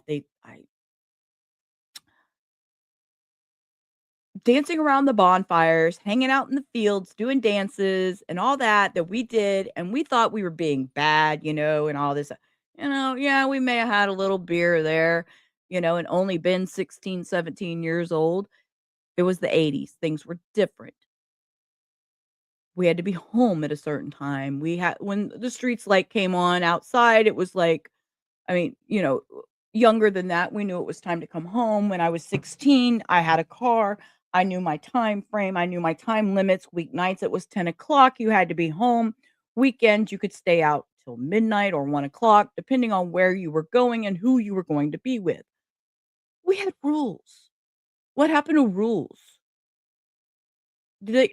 Kids don't, y'all don't have rules no more? I'm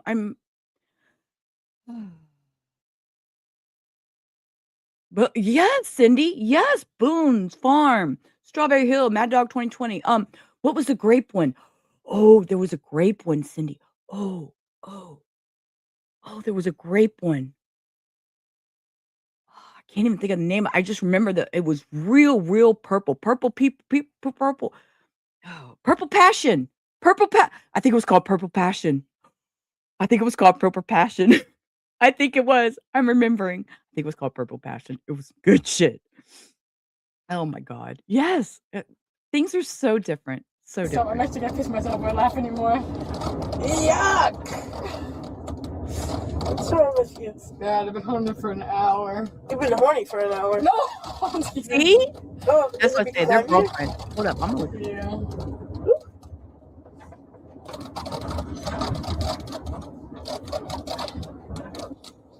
I also told them he had some stuff on there. Yo, why did you do that? I'm just kidding. Okay. But they did ask me. So I told them, yeah, he had some recipes for some things, but I wasn't sure what it was. Okay, look, y'all. I'm telling y'all, I'm not crazy. Look, Look, okay. Can you see it? Okay, look. See, it was purple bottles. It was purple bottles. Oh man, I don't want to go here. We'll go back over here. We'll just continue to look at this one. But you see, it was these purple. Oh my God, stop going over there. Click the wrong button. But you see, it was these purple bottles. It was called Purple Passion. It would make us all kinds of crazy. All kinds of crazy. I mean, but that's what we did. Yeah, they know the officer can hear them. You played beer pong, but with soda pop? Yeah, I couldn't do that either. In the Fargo movie, the cop asked the hooker what he looked like, and she described something about his male anatomy. It's booze. Yes, it looked like soda, but it was booze. Yes, it was I think it was 66% alcohol. I don't remember. Let me see. Hang on. Let me hit the AI quote on it. Let me see what it says. It was 1980. Look, it was 1986. It was a ready-to-drink alcoholic beverage known for its vibrant purple color and high potency. Originally a homemade college punch, it was mass manufactured by the David Sherman Company, now Luxo, started in 1996. The original 1980 version was famously made with Everclear. No wonder we were so fucked up. No wonder. Y'all, I'm not lying. No wonder we were so fucked up. The original 80s version was famously made with Everclear, 190 proof grain alcohol, grape juice, and wine. It was often described as grape soda on steroids.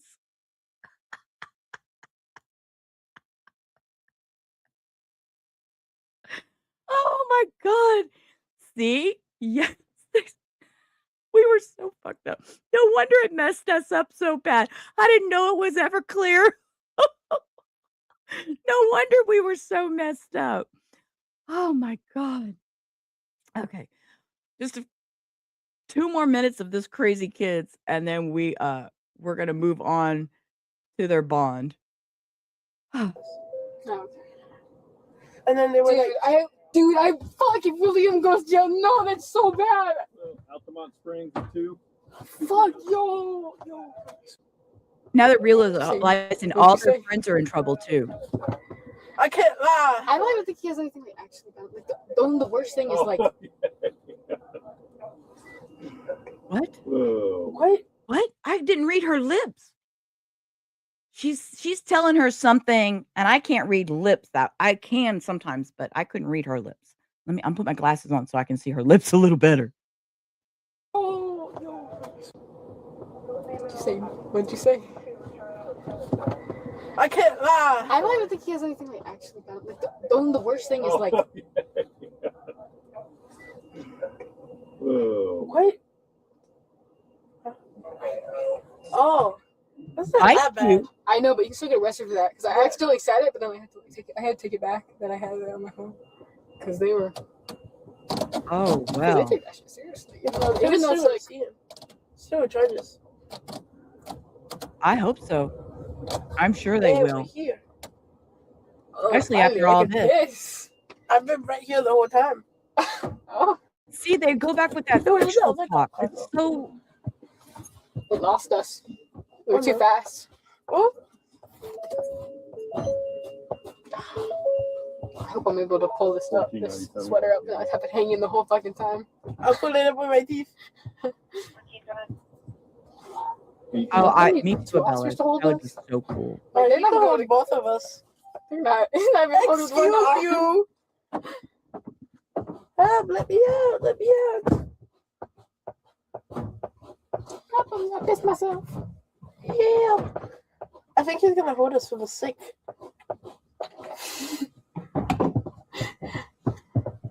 This is so boring. Ooh.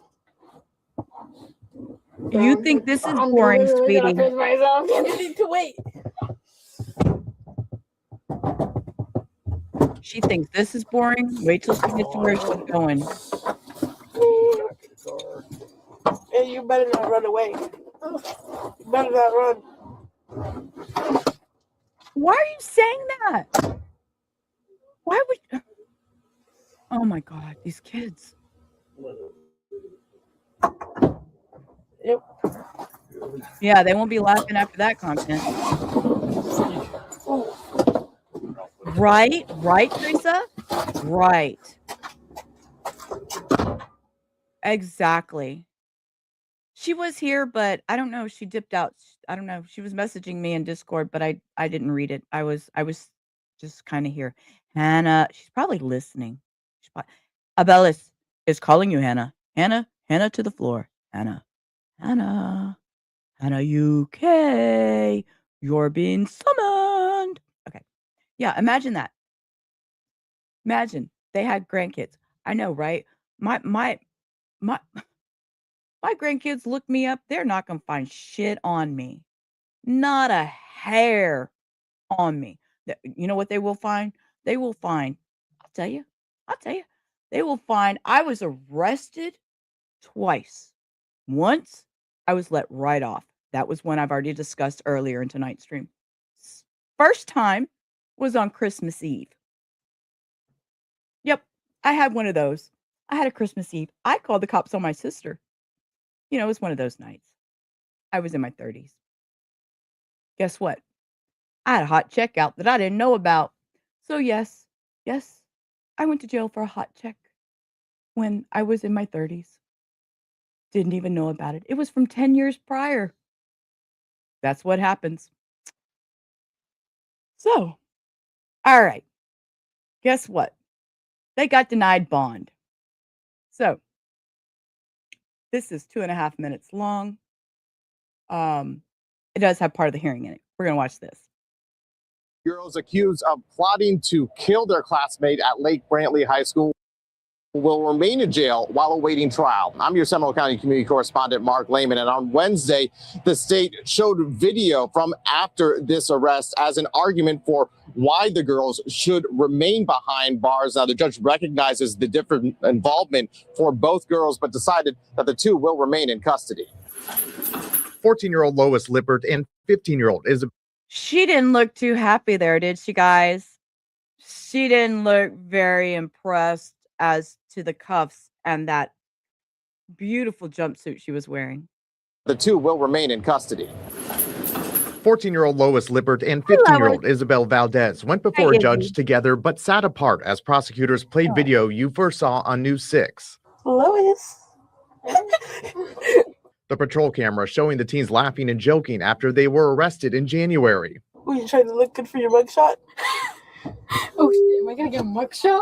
Well, we're going to jail. What do you think? Yeah. Their demeanor was much more serious as prosecutors laid out what they say was a plot to kill a classmate at Lake Brantley High School. According to detectives, Valdez brought a knife, planned to wait in a bathroom to stab the student, and then leave flowers and smoke a cigarette after the killing.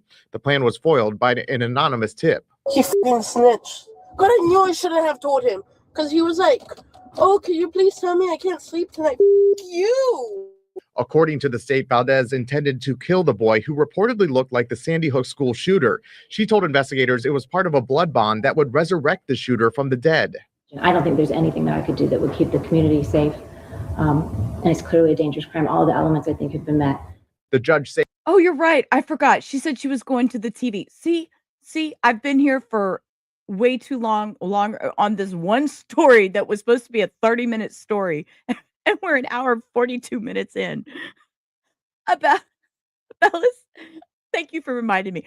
Hi, Hannah. We know you're still out there. I forgot. They were looking for you. Okay, I'm going to rewind this just a second. Bond that would reportedly look like the Sandy Hook school shooter. She told investigators it was part of a blood bond that would resurrect the shooter from the dead. I don't think there's anything that I could do that would keep the community safe. And it's clearly a dangerous crime. All the elements, I think, have been met. The judge saying Valdez posed too much of a danger to the community to be released. It was the same outcome for Lippert, even though the defense argued her involvement was less severe. The video that I watched, they thought this was cute. I don't want her on the internet talking to other young folks about this. It's too dangerous. Both Valdez and Lippert have each entered not guilty pleas. The attorneys for both are expected back in court next month for a docket sounding as the case moves forward. I'm your Seminole County community correspondent, Mark Lane, News 6. And there's nothing yet. I've been trying to keep up with it, but I wanted to go ahead and bring it to you because we do have that, and I wanted to bring that to you. So, okay.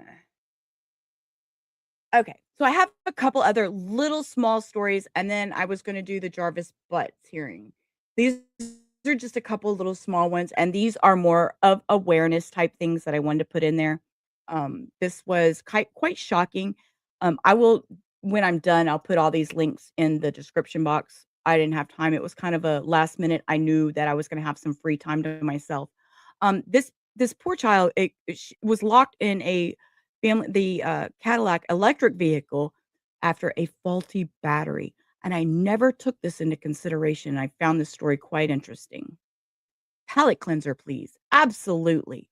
Absolutely. Hang on. I have one. Look, I have a zucchini thing. Hold up. I mean, not zucchini, eggplant. I've been wanting to cook eggplant. We're gonna sidetrack for a second and we're gonna watch eggplant just for a minute. We're not gonna watch the whole thing. We're just gonna watch one short one. Right here.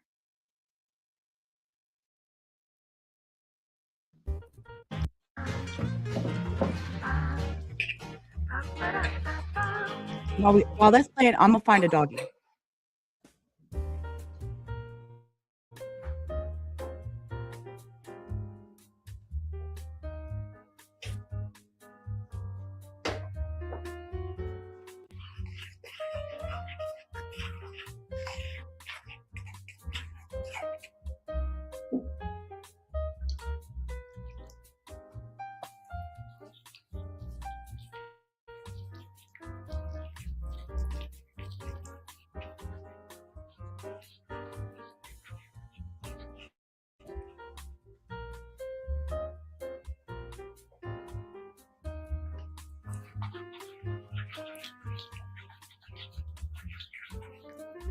Okay. All right. Forget the eggplant. Let's go back over here. We're gonna watch. Wait. Y'all know. What did I do? I clicked the wrong button.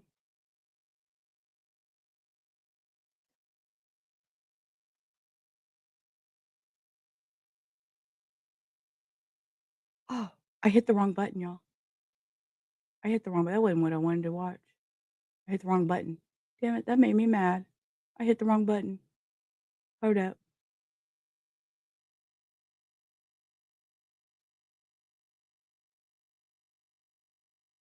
That wasn't the right button. I'm so mad now. That was a wrong damn button. Here it is. Okay. You are. Yo, Pack, listen close. We need to share some dog truths today. Your dog does not care how rich you are. Dudes, they are literally eating a toilet roll right now because our standards are like totally flexible. Exactly, Albert. So let's break down the real talk for our human viewers because they needs to know.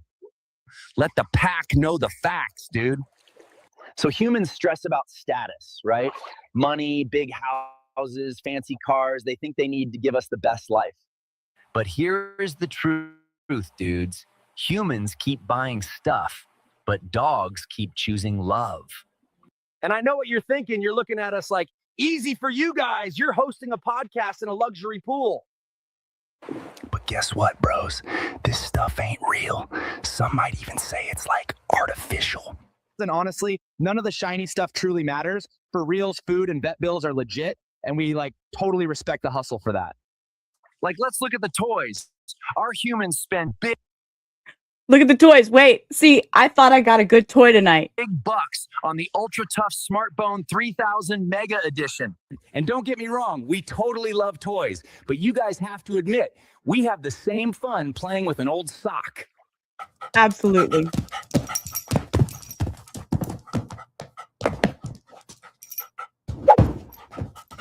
A crusty sock has a very high flavor profile, man. And it's like totally vintage. It's seasoned with you. It's seasoned. And the wrapping paper, dude. Sometimes I prefer running around the house with the cardboard box more than the thing that's inside. Wow, this is like the best present in the whole world. And wait until I show Albert my super cool helmet. In Dog Logic Dip, a $50 toy and a free box can bring the exact same amount of joy to a super cool dude's life. Okay, we'll pause there and save the rest of them for a little bit. Okay, hang on. Let me bring it back up that other screen. Okay, thank you, Cindy. I know we needed to. I know, and I love my little dog thing. That we were. It was cooking zucchini. I think it was zucchini or squash or zucchini. Okay, so anyway, so this one, the baby was fine, but it's something we all need to consider. I think it's something we really, really need. No, thank you, Cindy. Thank you. I know we needed a break, and sometimes I just get on a roll, so that I need y'all to tell me, "Hey, hello, wake up. We need a palate. We need a break. We need to breathe." Um, I'm gonna need a coffee refill in just a second. But I think I'm gonna get to that when we get over to the Jarvis butts. So, um, we'll watch one video giving us a basic for anybody that is new and doesn't know about Naziah Harris, just kind of a basic rundown of her and who she is. And then we're gonna listen to his sentencing. His sentencing is a little rough, so be ready for that. But anyways, this came out to be a good. There was no child harmed in this eventually in the end.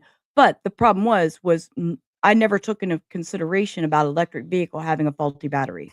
Like gut feeling like something is wrong. This could have been really, really catastrophic. Tonight, 7 on Your Side investigates an apparent safety hazard with a Cadillac EV that left a young infant trapped in the car. The parents were left scrambling to try to get their baby out. 7 on Your Side, Stephanie Sierra walks you through exactly what happened. Steph? Yes, Dan and Alma, it was a chaotic Sunday morning for this Antioch family. What they thought would be a typical ride to church turned into 30 minutes of chaos.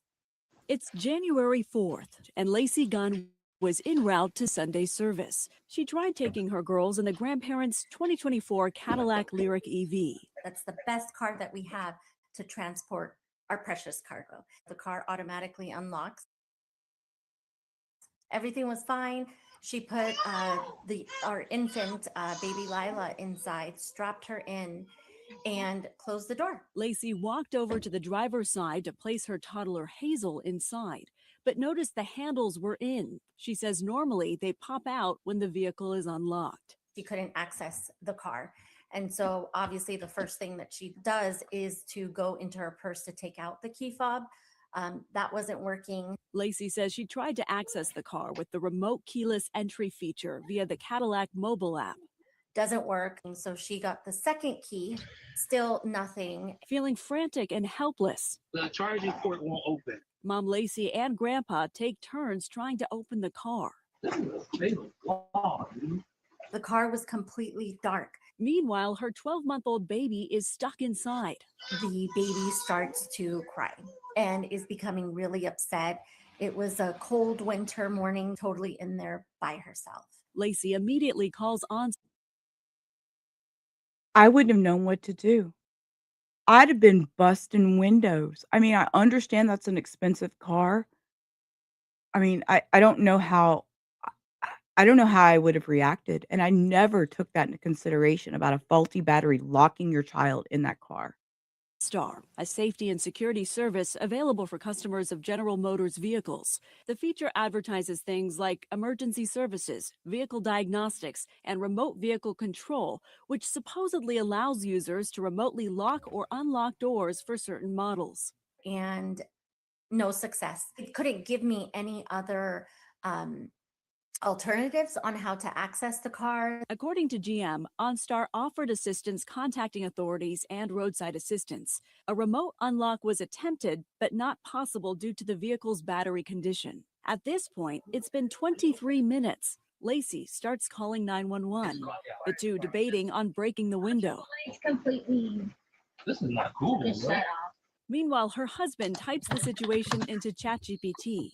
and gets a solution within seconds. So that's when he read that you can access the trunk through a small latch, but you just need the physical key that is hidden inside the key fob. Understandably, they were panicked and broke open the key fob to access the emergency mechanical key.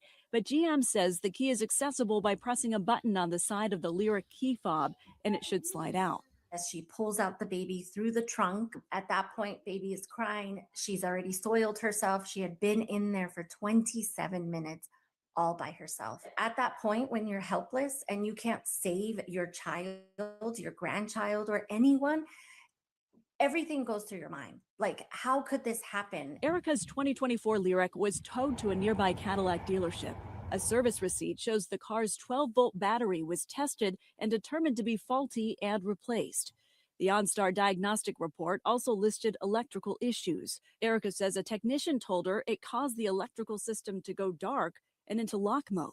Here's her frustration. She says aside from accessing the car through the rear hatch, there's no emergency feature to gain entry or turn on the fully electric car if and when this happens.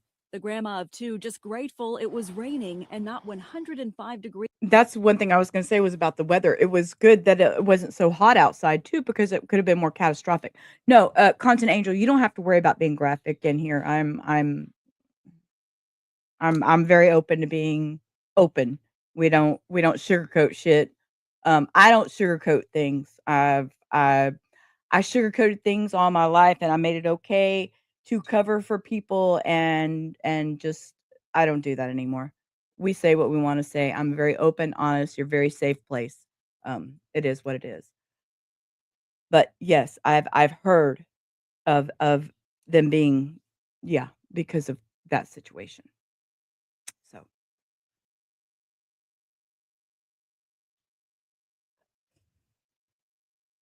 happens.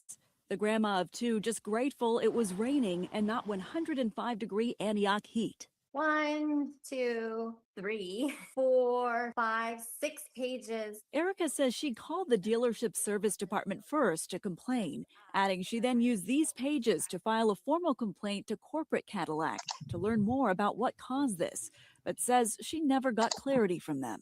We put so much faith into I this won't drive luxury one. brand. Instead, the family got a big bill from the dealership. So I'm on the hook for nearly $1,000 because of this mistake.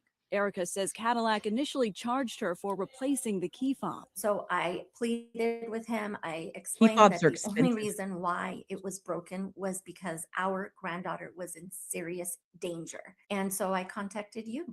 7 on Your Side. 7 on Your Side reached out to the Cadillac dealership and exchanged emails with General Motors for further comment on this.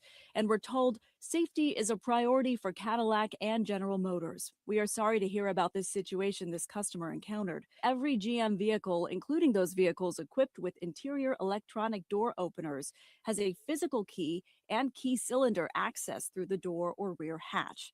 The 2024 Lyric has access via the the lady that keeps coming on screen, that's the grandmother. It's the grandmother.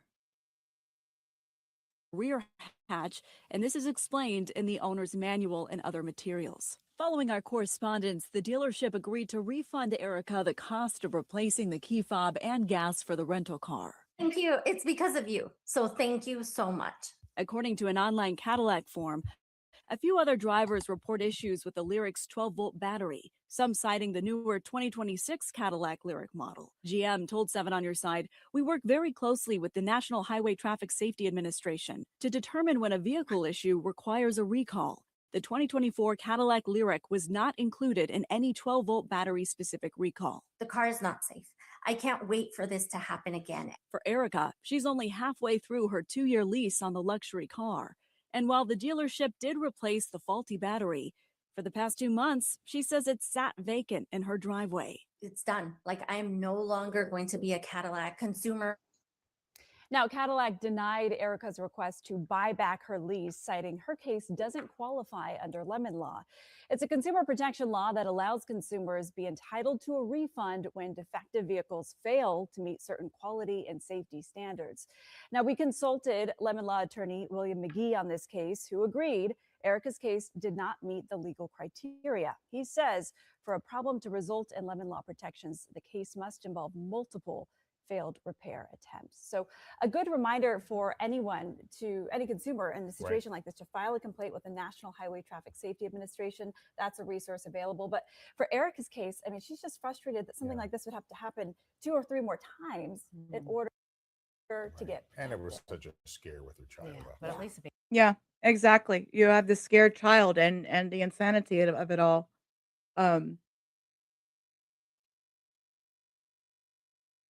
Whew. Yeah.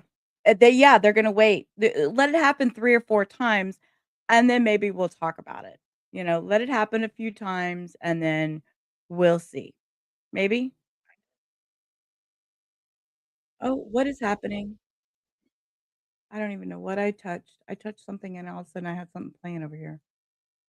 Oh, I touched that TikTok thing. So, this and whoa, grandmas are young. I have to make a comment. I have to make comment content. Some of us start young.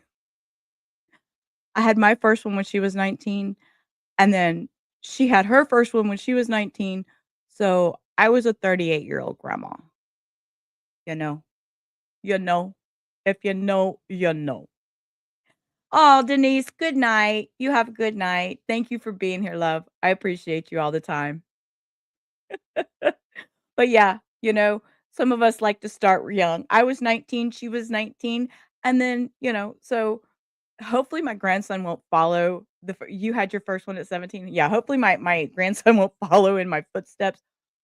Although, we won't go there.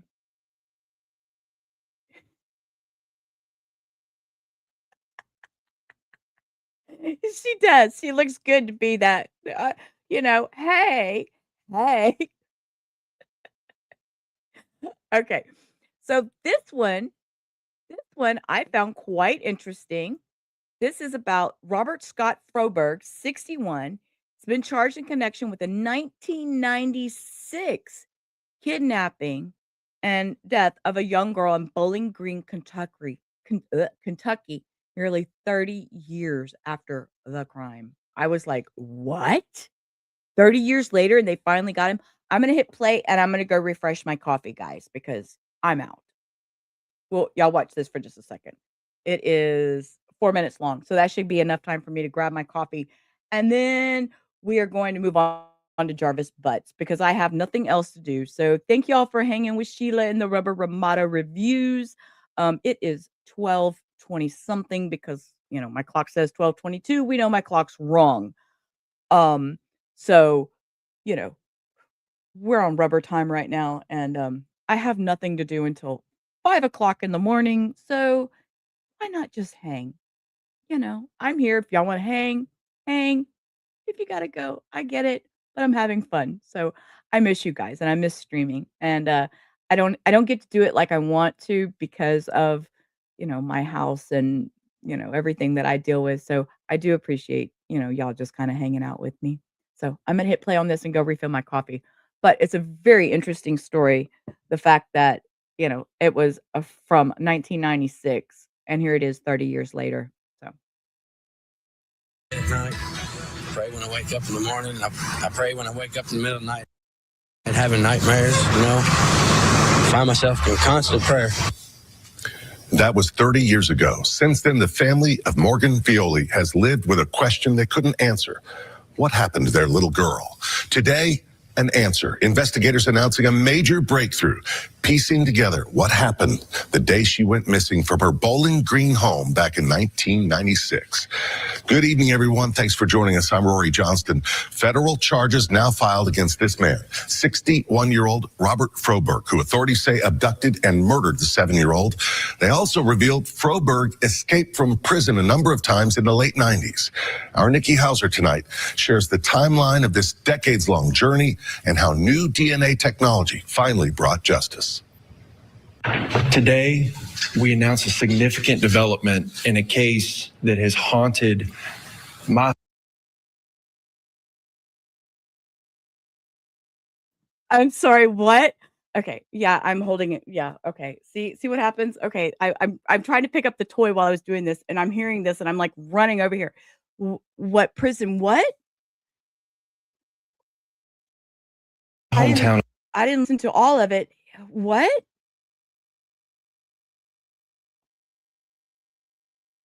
You know, find myself in constant prayer. That was 30 years ago. Since then, the family of Morgan Fioli has lived with a question they couldn't answer. What happened to their little girl? Today, an answer. Investigators announcing a major breakthrough, piecing together what happened the day she went missing from her Bowling Green home back in 1996. Good evening, everyone. Thanks for joining us. I'm Rory Johnston. Federal charges now filed against this man, 61-year-old Robert Froberg, who authorities say abducted and murdered the 7-year-old. They also revealed Froberg escaped from prison a number of times in the late 90s. Our Nikki Hauser. Okay. Okay. I missed that the first time around, but I was standing in the kitchen picking up stuffed animal that was supposed to be indestructible that's not indestructible. You liars. But anyways, yeah, that's what I'm saying is I was standing in the kitchen picking up stuff waiting for my water to finish heating for my coffee, and that's what I heard. And I came running. I'm like, "Wait, what did he just say?" So that was before he murdered her? What the fuck? Okay. I wanted to make sure I heard that right. Tonight shares the timeline of this decades-long journey and how new DNA technology finally brought justice. Today, we announce a significant development in a case that has. I will pause to say this before I go finish making my coffee. DNA has come so far. I can vividly remember 1991 Fort Bend County Fairgrounds. Asshole wanted to say, "I'm not the daddy." I said, "You know what? We got this new thing," and this was 1991. Keep in mind, 1991. I remember we got this. I remember telling him, we got this new thing called DNA. You're supposed to be able to tell who the daddy is. Yeah, I'm not the daddy. I said, "Bullshit, you aren't. Bullshit, you aren't. I'm not taking the DNA test. I'm not the daddy." Ran, went to Newport Richey, Florida. Ran from Houston, Texas. Went to Newport Richey, Florida. Said, "Nope, nope." You know what? She was 14 years old. You know what Rubber did? You know what Sheila did? You know what this bitch did? Guess what? I looked the bitch up online. I went and knocked on his door with my daughter. And it was his daughter because when she was 14, he finally decided to do a DNA test. When his mama opened the door and she said, "And who are you?" I said, "My name is Sheila." And she said, "What do you need?" I said, she wants to meet her dad." She's a spitting image of her dad. She's a spitting fucking image of her dad. So let me tell you, when his mama saw her, she went and got him. He came outside and he decided to do a DNA test. Guess what? He was the daddy. I told you, 1991, bitch, please. Okay, I'm gonna go do my coffee. Y'all go ahead and listen to this DNA story. Haunted my hometown of Bowling Green, Kentucky for 30 years. It's been decades since 7-year-old Morgan Jade Violi lost her life, and decades since her family has had clarity or closure. Not knowing where she's at, not knowing if she's okay, not being able to see her or hear her. I'm so scared and I'm never going to find out what happened to her. Finally, we know. Robert Froberg confessed to taking Morgan in July 1996 outside the apartment complex her family lived in Bowling Green, Kentucky. It's a relief. It's heartbreaking. An affidavit released this week breaks down Froberg's timeline and the steps leading up to his confession. In 1988, Froberg was arrested for robbery in Alabama and sentenced to prison for 40 years. In April 1996, he escaped from prison and fled to Pennsylvania. 1 month later, he was caught trying to lure a child into a treehouse and returned to jail.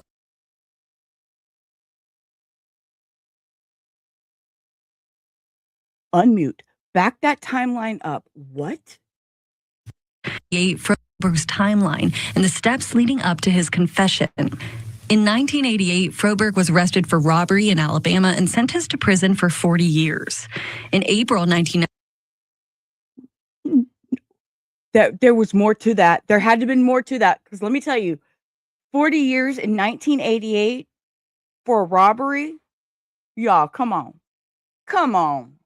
There's more to that one. Okay, so then April 1996.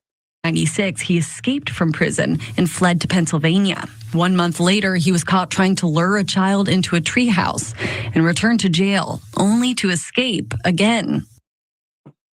Okay. Escaped prison, went to live and was luring a child. Wait, what? Into a treehouse, got caught. Okay, Orange, I'll talk you to sleep. I'll try not to be so loud. That's not a guarantee. But thank you for always hanging out with us, Orange. We always appreciate your presence. I went to get in the treehouse. It was released. No, it wasn't released. He escaped. Let me try and get my words straight. He escaped, got caught trying to get a kid into a treehouse, and they put him back in jail. Escaped from prison and fled to Pennsylvania.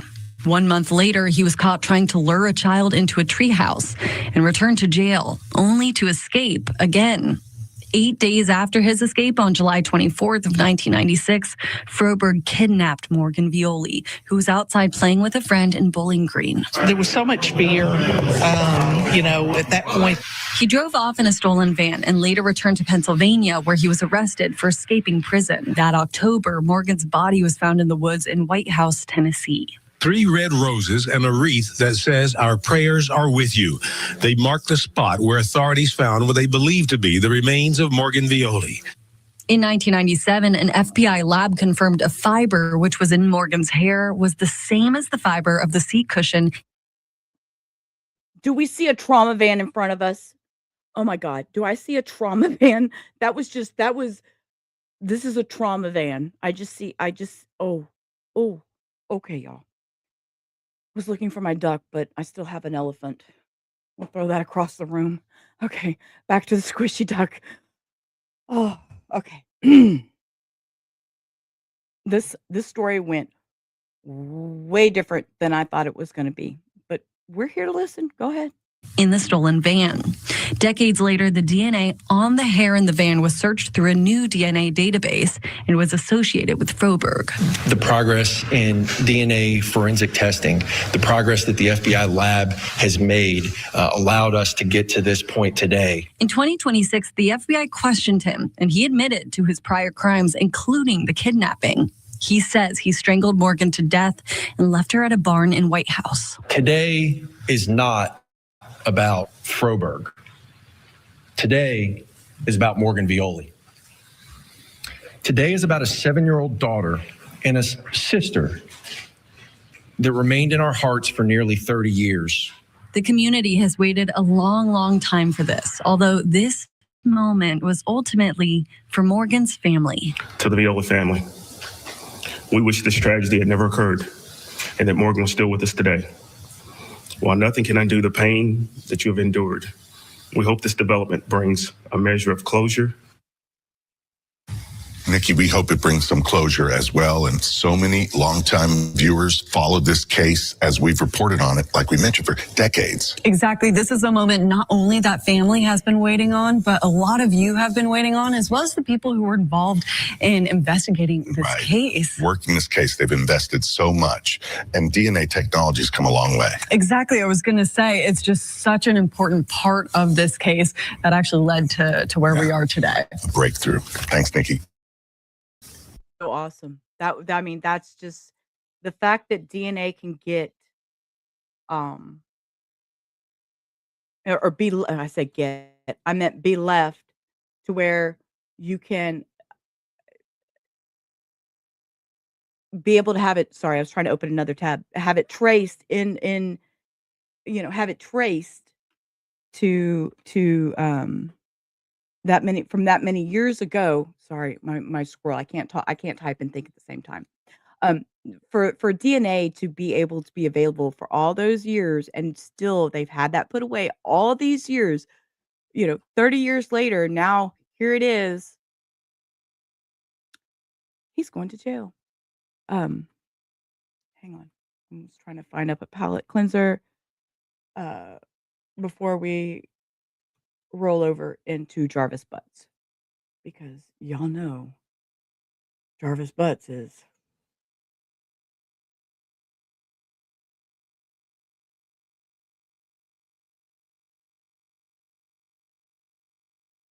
Oh man, I can't find the one I wanted.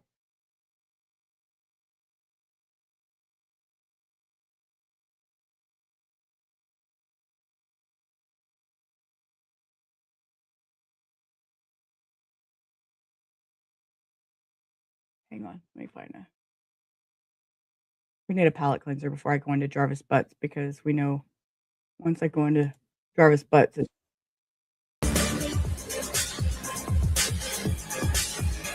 Zoomies.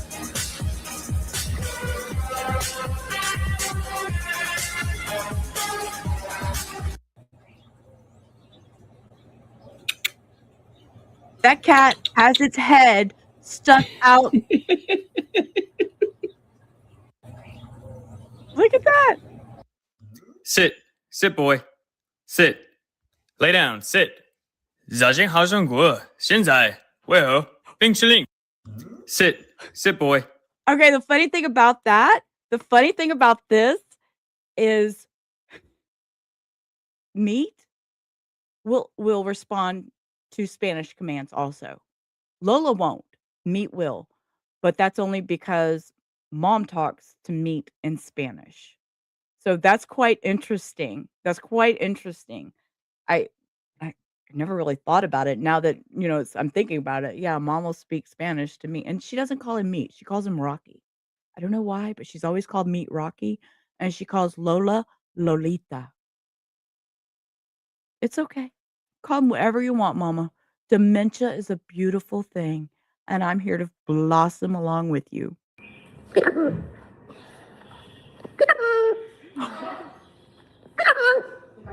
Heart troubles?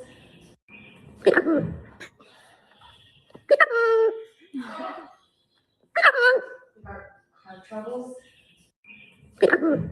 Okay. Okay. Let's go here to Jarvis Butts. Okay. Hang on. Let me go make that stop because it's still going on in my background. Okay. Whew. I love birds. I love birds. I used to have a bird. I've had 2 birds in my life. I had a bird named Francis and I had a bird named Pretty Boy. And man, that is so cool, Cindy. That is so awesome. I had and the 2 birds, one of them was my great-grandmother's bird that got passed down when she passed away, and he ate my Ativan when I used to sit back in the AOL days and the Yahoo Chat days, and I sat at my desk in Yahoo Chat in the '90s. I had a bird, and the bird ate my Ativan, and he took a nap for a few hours. I called the vet because I was scared. Actually, I had my daughter call the vet, and I was scared. I really thought I killed my bird, but Ativan just puts him to sleep for a few hours, so he survived. He survived. Okay, so we're gonna watch this video. This is gonna tell us about Nasiah Harris. For anybody that watches the video that is new here and doesn't know who Nasiah Harris is. Profound. Good evening, everybody. I'm Rupert. And I'm Taryn Asher. Today, Nasiah would have turned 15 years old, and her cousin is trying to help everyone honor her memory. Fox News' Dave Spencer is joining us now live in studio with more on the tribute, as the suspect also appears in court today. Yeah, that suspect, Jarvis Butts, the man accused of in Nasiah's murder, awaits trial. The prosecution learned today they could use his criminal past against him. Meanwhile, her family is hoping that on her birthday, the world can come together in the name of complete justice. This was 5 months ago, just for anybody for knowledge. Like I said, all these links will be in the description box when I get done with the video. But so this was 5 months ago, and the sentencing was this morning, I believe. At a park next to the Royal Skateland roller rink in Detroit, the cousin of Neziah Harris sends up pink balloons in tribute. She says she's far from alone in this effort. The case of Neziah Harris, who disappeared after getting off a school bus in January of 2024, has received international attention. She was just 13 at the time. Now she's presumed to be dead, and the suspect, Jarvis Butts, awaits trial for her murder. Butts was in a And they do say presumed to be dead because there has been no body found. Courtroom today as attorneys argued over his criminal past, the prosecution wanting to use evidence that would point to a track record of a defendant who preys on the children of women that he was in a relationship with. They plan to use 4 examples with victims ranging from 4 to 15 years old. At the same time, Harris's cousin hopes her pink balloon tribute will inspire others to stay with this case until the end. What we want everyone to do is to load a picture of them releasing balloons for Neziah, and once they're done with recording that recording, if they want to show their face, fine. If they don't, it's still fine. We want them to share that with hashtag complete justice for Neziah so that everyone across the globe can be involved. As for the suspect, his attorney also asked for the trial, which was supposed to start soon, to be postponed so the defense can go over all the evidence. That motion will be decided at a hearing tomorrow morning. And just to speak to how many people were impacted by this case, when we were at the park group with a group of kids just randomly came up to us and asked us what we were doing, and they immediately knew about Neziah, and they wanted to take part in that tribute themselves. Oh, it's so important. And tomorrow is going to be a critical day for this family. There's 2 things that people can do: pay attention closely and hope for justice, but also use that hashtag because it does use social media in a way that's good. Yeah, it raises awareness and keeps that name and the case in the headlines and keeps people interested and active to make sure that things don't. Okay, so just in case we're not aware, I will tell you, Neziah Harris, she was 13 years old. She was from Detroit. She disappeared on January 9th, 2024, after she got off a school bus. It was Jarvis Butts was accused of a murder. He did plead guilty to second-degree murder and multiple counts of sexual conduct. He pled guilty on February 12th, 2026, and he agreed he agreed to a prison sentence of 35 to 60 years for second-degree murder charge to be served concurrently with the other sentences. Key condition of the plea deal is that Butts must provide a truthful statement regarding the location of Neziah's body, which has not been found. So today, which actually was yesterday, March 12th, which we are now March 13th, there was a formal sentencing, and we are going to go there. So we're going to go there. So let's see. First, there's just a bunch of him hawing around. And everybody comes up to the thing.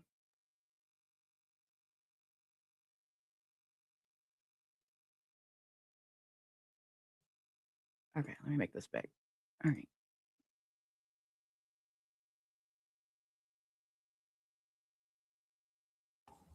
And lastly,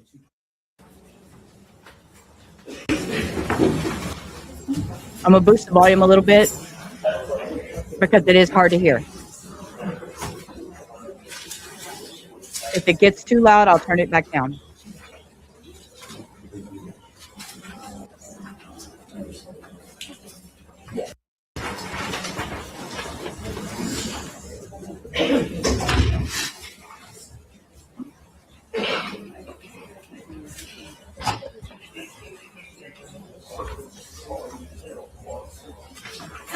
And there's our lovely guy right there. Now, I will tell y'all that there gets to be some emotions, some tempers fly. I have seen a couple little clips where it gets a little rough, shall I say. But hey, Jarvis, good to see you. You're going to the big house for good, for quite a while.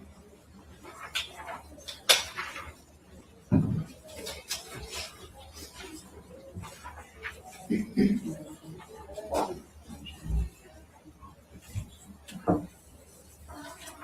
everyone ready? Ready, Judge? Yes, Judge. Call me. Like All right, good afternoon. Calling cases 2500218, 2400236, 24006 232, 2500241, 25004 and lastly 25006 These are all in the matters of People versus Jarvis Butts. Today's date and time is scheduled for sentencing. Can I have appearances? Can we start with the prosecutors? Good afternoon, Your Honor. Okay, there I knew the volume was going to pick up eventually, so there it picked up. So okay, and I will be quiet during their talking. I'm not going to. All right, Hannah, you have a good night, love. And I will be quiet when the people are talking. I won't interrupt. I will pause in between each one to give commentary, but I do when I do hearings like this and sentencings, I do not interrupt the speaker. So with that, let's roll. Tina Ripley on behalf of the people, P83688. And good afternoon, Your Honor. Matthew Makepeace on behalf of the people, P82796. Good afternoon, our Neighborhood Offender Service by Cheryl Quick, P83973, on behalf of Jarvis Butts, together with co-counsel. Good afternoon, Your Honor. Good afternoon to your staff. Neighborhood Defender Services by Ken Reagan, P8. Is it loud enough, or do y'all want me to boost it back up? Y'all let me know.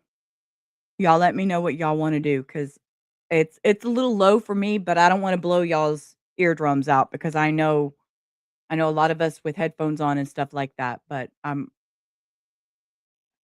gonna boost it and turn it. It seems okay. Okay, maybe it's me. Maybe I don't, because I have my speaker turned down a little because I don't want to get back feed into my mic, because I don't wear headphones because I don't like my ears or so go up. Yeah, let me I'm gonna boost it a little bit and then see how that works. Okay. Yeah, Cindy too. Okay.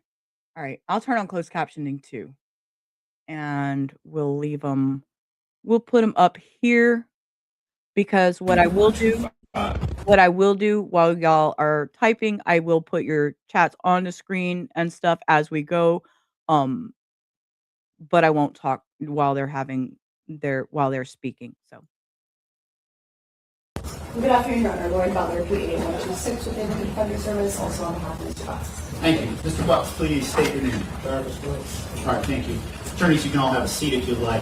Today is the date and time docket for sentencing for all six of Mr. Butts' matters. His cases did resolve short of trial rendered pleas with sentence agreements on all six of his files. Noting, of course, there's a lot of people in this courtroom. I want everyone to look around at all of the gentlemen and ladies wearing the brown uniforms. If anyone thinks, if you're thinking you cannot.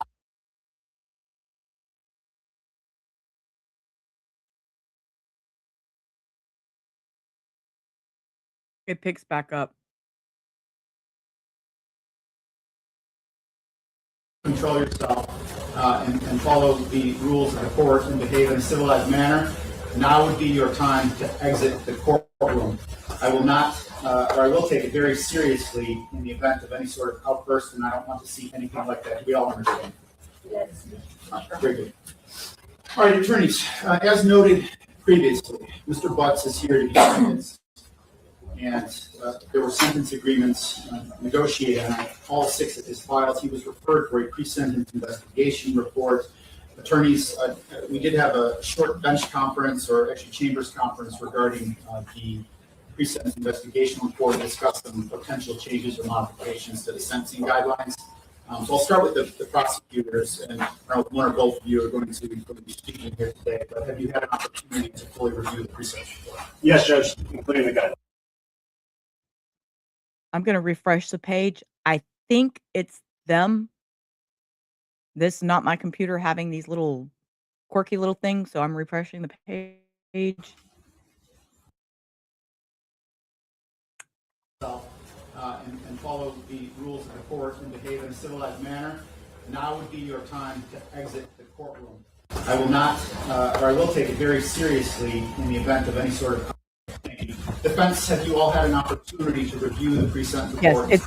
it's their feed. Yeah. Were you requesting any additions, deletions, or corrections? There are some changes, Your Honor. Okay, very good. Whenever you're ready.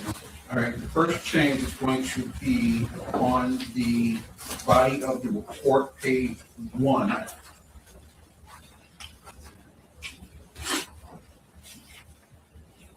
This is the basic information report, counsel? Yeah, I'm sorry, it's page 3. Page 3. Where it lists the currently under sentence, sentencing date for that charge should be 2/4 of 24, not 2/4 of 27.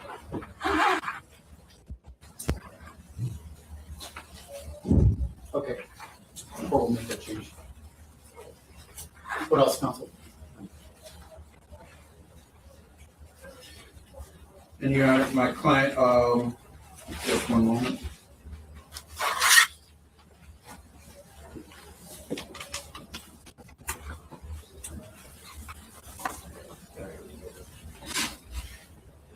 Under the section on the evaluation of plan,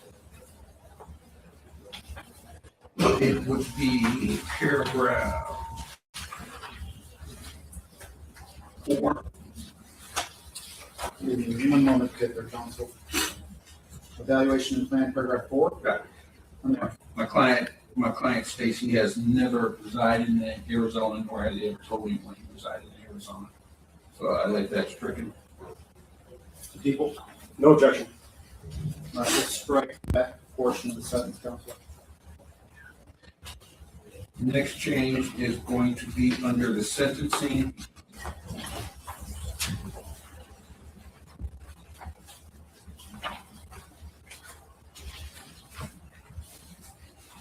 And it is going to be number 5 of 21.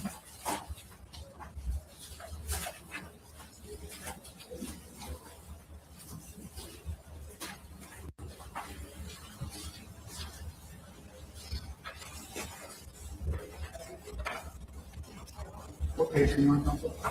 I am on page 19. Was never originally charged with 2 counts. He said it's always 1 count that he was originally charged with in that matter. He did plead to 1 count. And do you see the final charge resulted by way of plea? The people dispute that he was only charged with 1 count of CSC? No, Your Honor. All right, we'll strike that count 2 then. Okay. Under page 4, under 4 of 21, the CCW.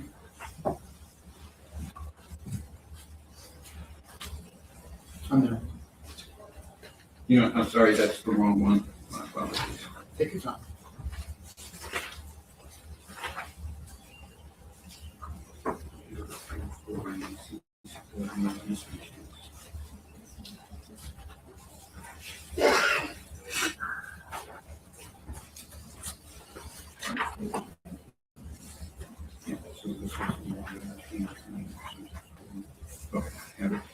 On page 25,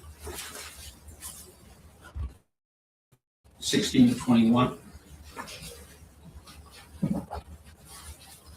16 of 21 on there, counsel. The sentence was actually 2 years probation with first year in Wayne County Jail, not 3. Do people dispute that? No objection. All right, we'll modify that to a 2-year term of probation. Okay. Next changes would be under the marriage section, page 29. In there. We need to delete Danielle Dinwiddie as a child,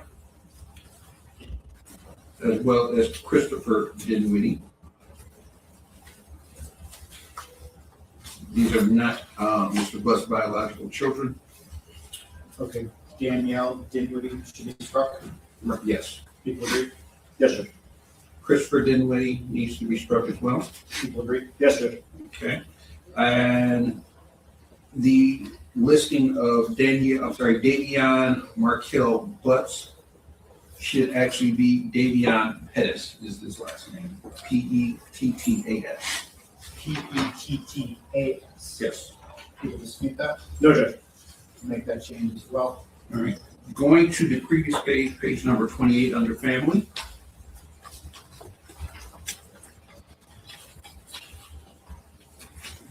I'm there.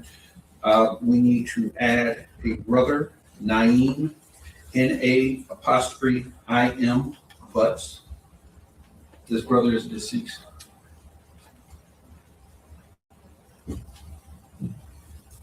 Presumably, no objection? No objection.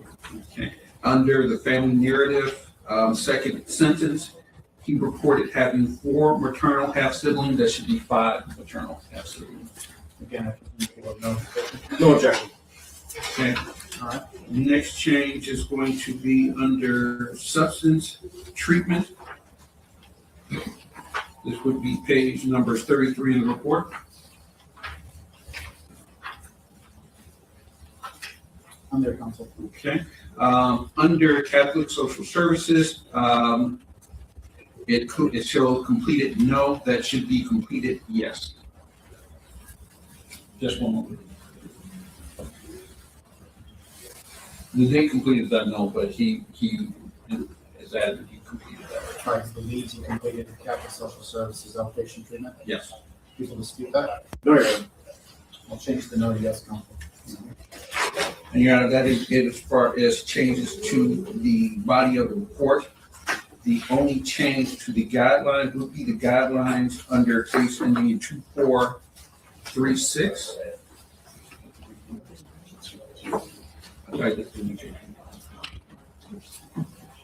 Yeah, we'll let the people start and we'll put our change after this. Okay, very good.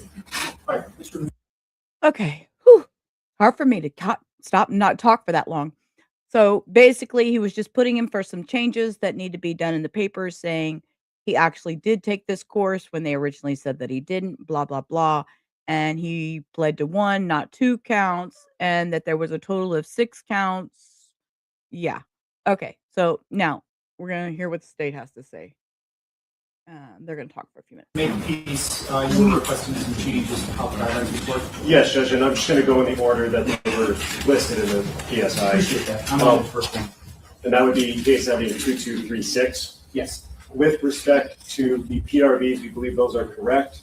The OB, the only changes on the OB should be OB12, which is scored at 5. That should be 0.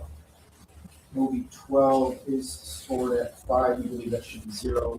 I presume no objection from defense? No objection, no. All right, we'll change OB12 on that case number to reflect 0. And that reduces the total OB level to 35. It does not change the OB level or the guideline minimum range. 43 to 86 is correct. All right. Is defense requesting any additional modifications to how the guidelines are scored on that docket number?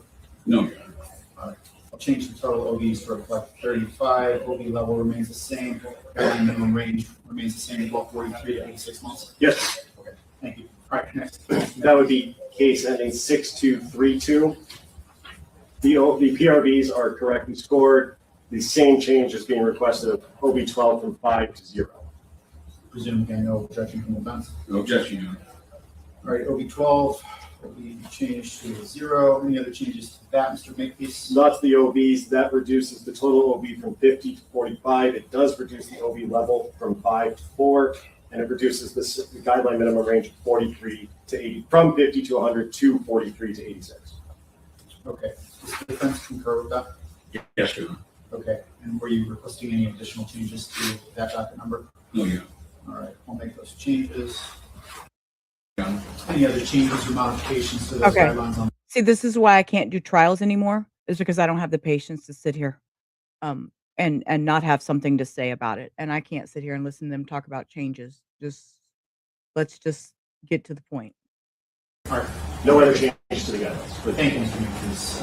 Regarding docket ending in 6461, any additional requests or modifications from defense?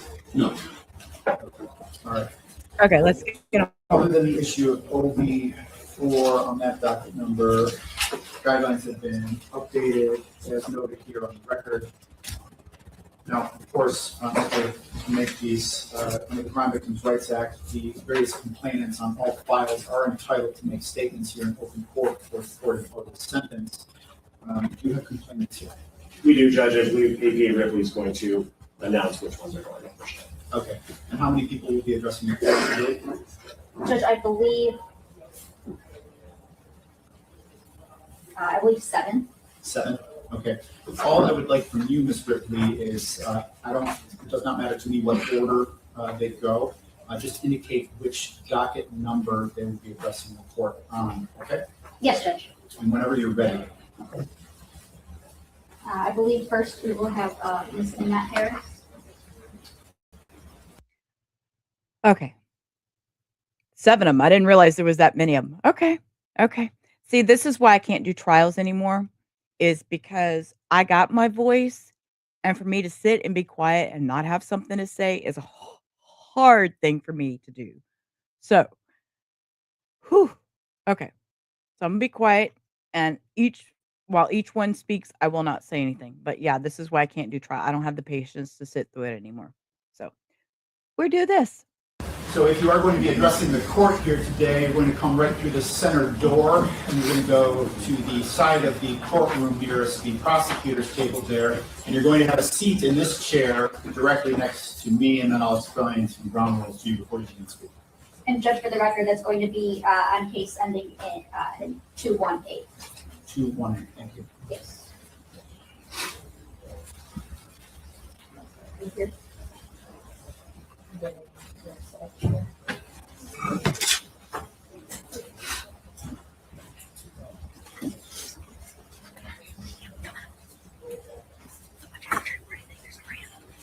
We're done.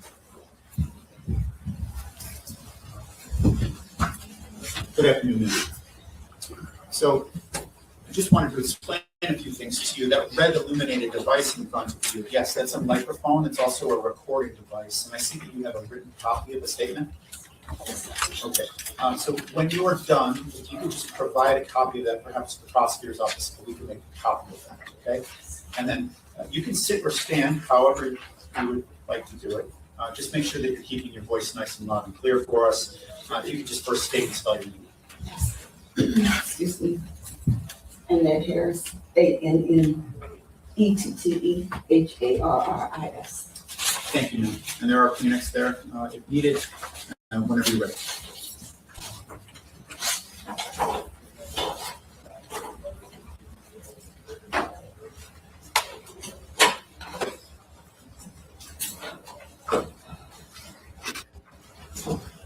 To the Honorable Judge Nicholas John Hathaway in the Wayne County Circuit Court. Good morning. I would like to thank the court for giving me the opportunity to speak as I stand here before you to address the concerns that me and my family have. It has been 2 years and 2 months since I reported Nasiah missing. I want you to know that my life would. Okay, so this is the woman that reported Nasiah missing. I do not like interrupting these people because I really feel they're speaking their truth, they're speaking their piece, and it should be all put together. But I did want to bring that to everyone's attention is what she said. Is she is the one that made the report. Never be the same. My family's life will never be the same without Nasiah. And every day that I wake up with her, I wake up feeling depressed. It's another day without her. I love her and I miss her dearly. I can't tell her that because her life was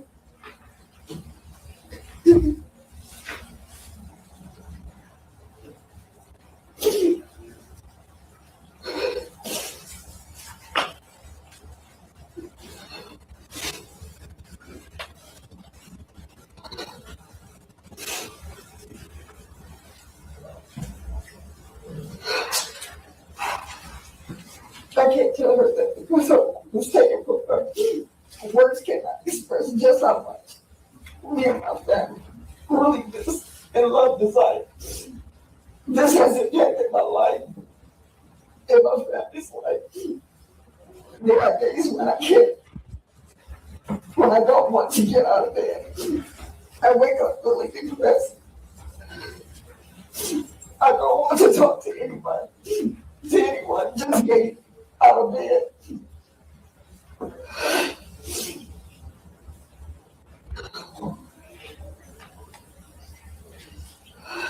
To do the basic everyday things that I miss, I'm sorry.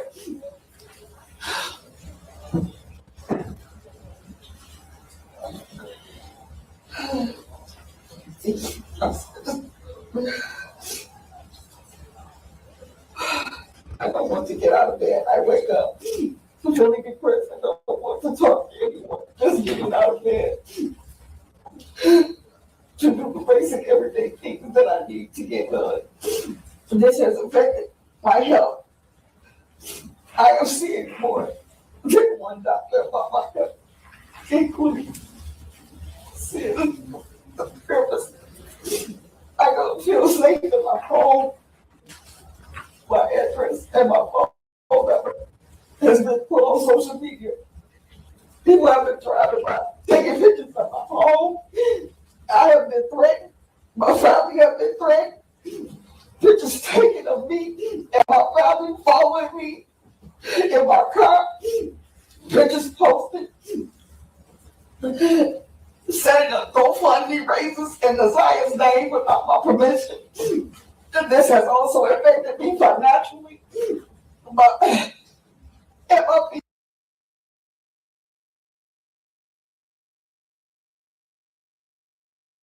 I don't know.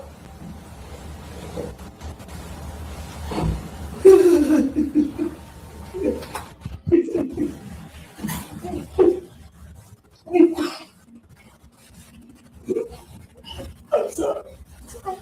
Take your time now.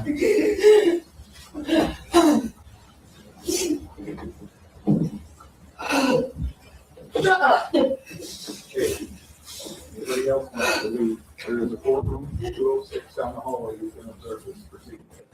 You can't go inside.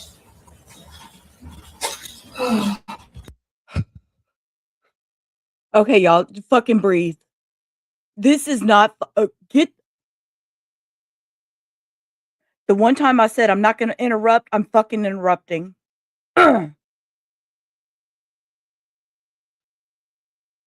Oh, God.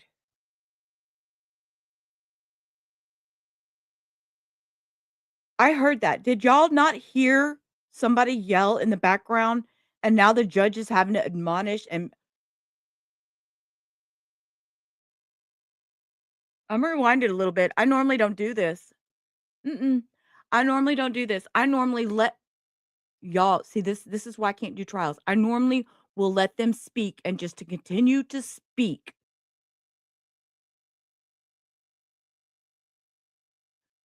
They need to leave this woman alone.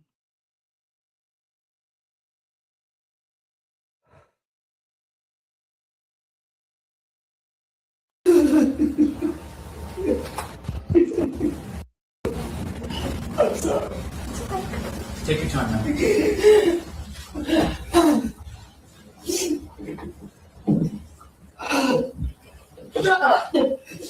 Okay. I thought that's what I heard was shut up, but I need to clarify with my ears that I heard what I heard. This woman,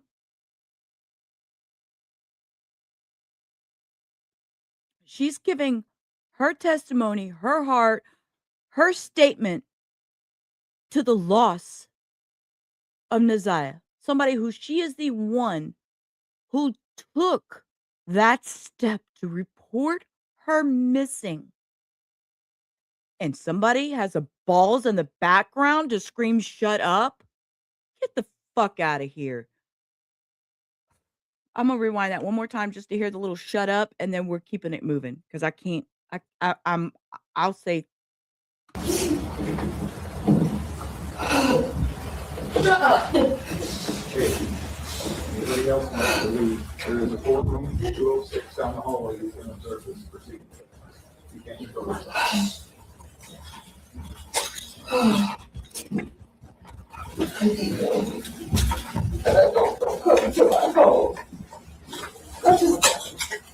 Let's step up. Two ladies, please. So black and the red, and then black. Let's go. That's hard. Let's go. Please remain quiet. Quiet in the court. Shut the fuck up. Oh, wait. I'm not even kidding, y'all. What the fuck?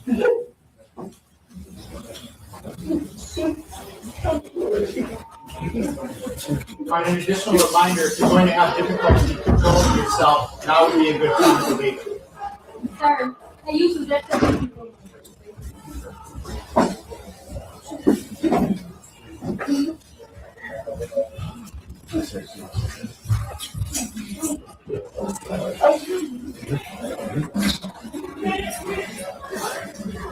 Man,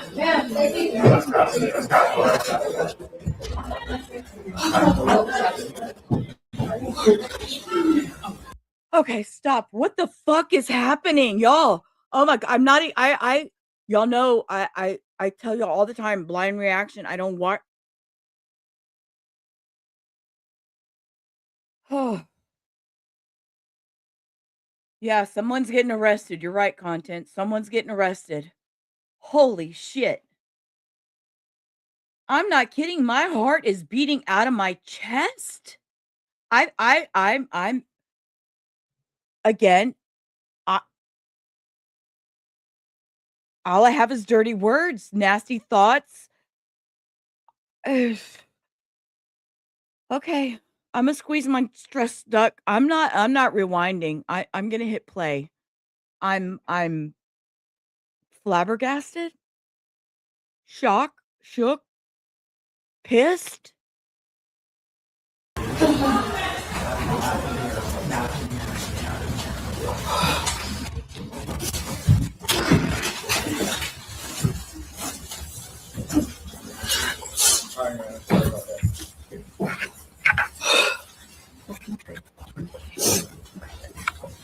I'm sorry, were you through, ma'am?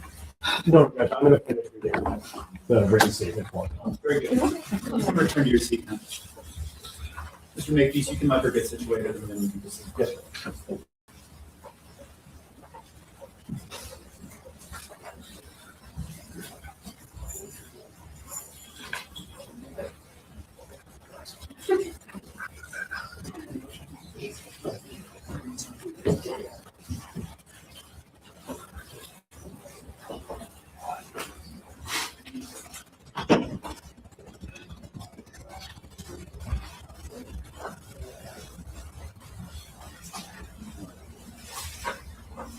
All right, whenever you're ready. Thank you, Judge. I'm going to go where I remember her stopping. Posting pictures, setting up GoFundMe fundraisers in Nazai's name without my permission. This has also affected me financially, and people doing podcast shows, emailing me, people that I don't know coming to my home, knocking on my door constantly. This is really hard and has been very painful for me, and I pray to God that no one and no other family will ever have to endure what me and my family have endured. This deserves attention and ongoing awareness to other families and people so that this does not happen to anyone and other families like this has happened to me and my family. And that would be the conclusion of the statement from Annette Harris that was provided to my office and that she was reading on the statement. Thank you. All right. Is there any additional complainant that will be addressing the court on file ending 218? yes. Okay. Why don't we have that person go next? It's Shannon Harris. Is there Ms. Harris in the court? Then Marquita Harris.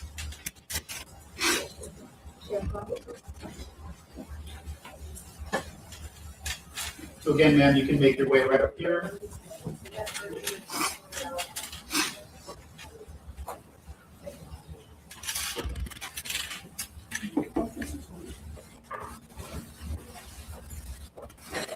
You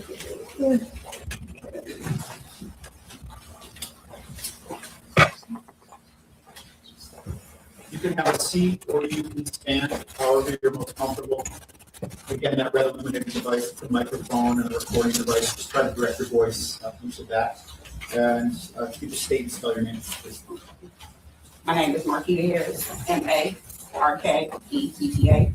Last name, Harris, H-A-R-R-I-S. Thank you. And ma'am, you also have a prepared statement? Yes. If you wouldn't mind just providing a copy to the prosecutor's office for the court file following the hearing today, okay? Okay. Thank you. Whenever you're ready. Good afternoon, everyone.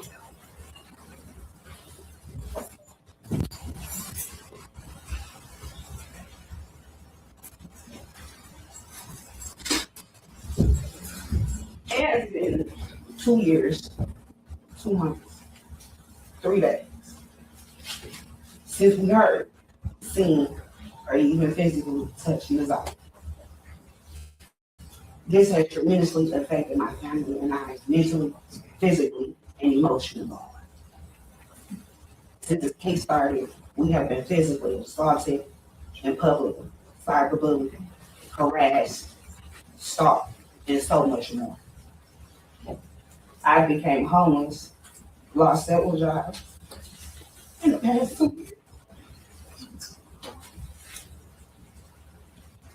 My life, my family life, will never be the same with you.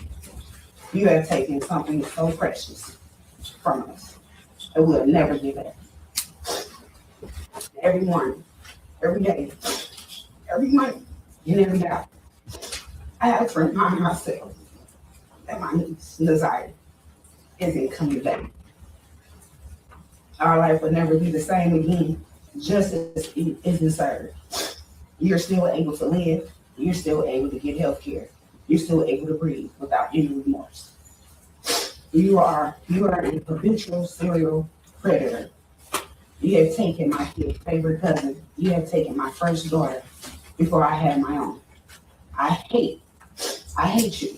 I was nothing but the worst for you. I despise you. My children were removed from my care temporarily because of you. My children's behavior has changed because of you. You have gave the world a whole story to talk about, but today we're here to tell you how this made us feel.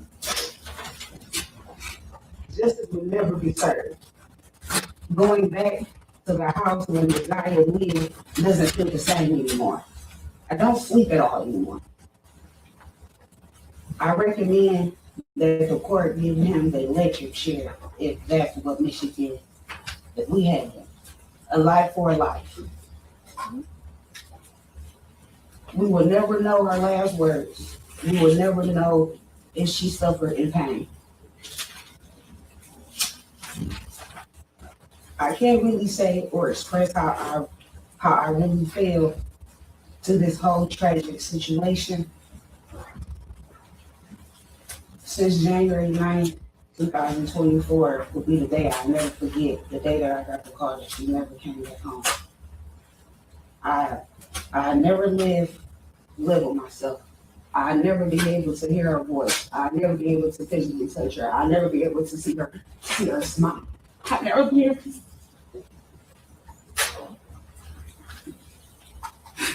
I'll never be able to get to hold her again.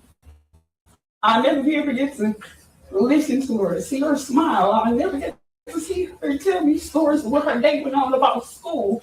I'll never get to have that chance ever again because of you.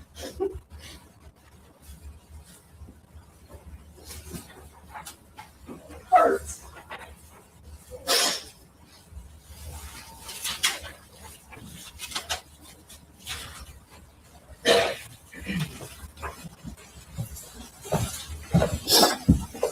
Thank you.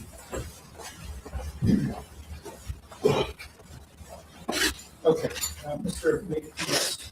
Lee, who will be going next? Yeah, name Judge, I believe next would be Ms. Tiwana Butts. And which file number? 218. 218.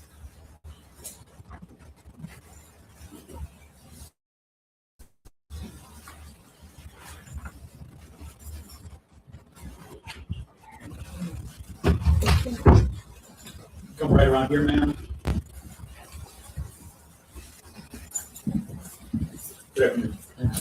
So you can have a seat or you can stand, however you're most comfortable. Just state and spell your name first, please. Okay. My name is Tijuana Butts. First name Tijuana. Last name Butts. You have a statement? I do not, sir. That's fine. Okay. Thank you. I don't have a prepared statement because I had no plans to come here today. I've been battling with myself on what is the right thing to do, what is the wrong thing to do. Okay. Because this stream ends and it picks up on another one, I'm going to switch to the other one.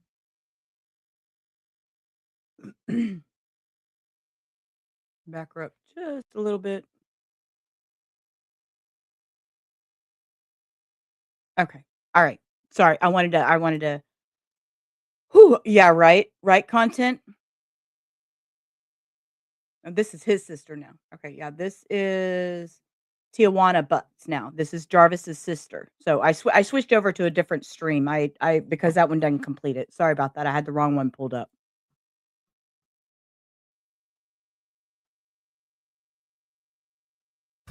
A prepared statement because I had no plans to come here today. I've been battling with myself on what is the right thing to do, what is the wrong thing to do. I'm here today for Naziah and for my nieces and the other victims that my brother has harmed.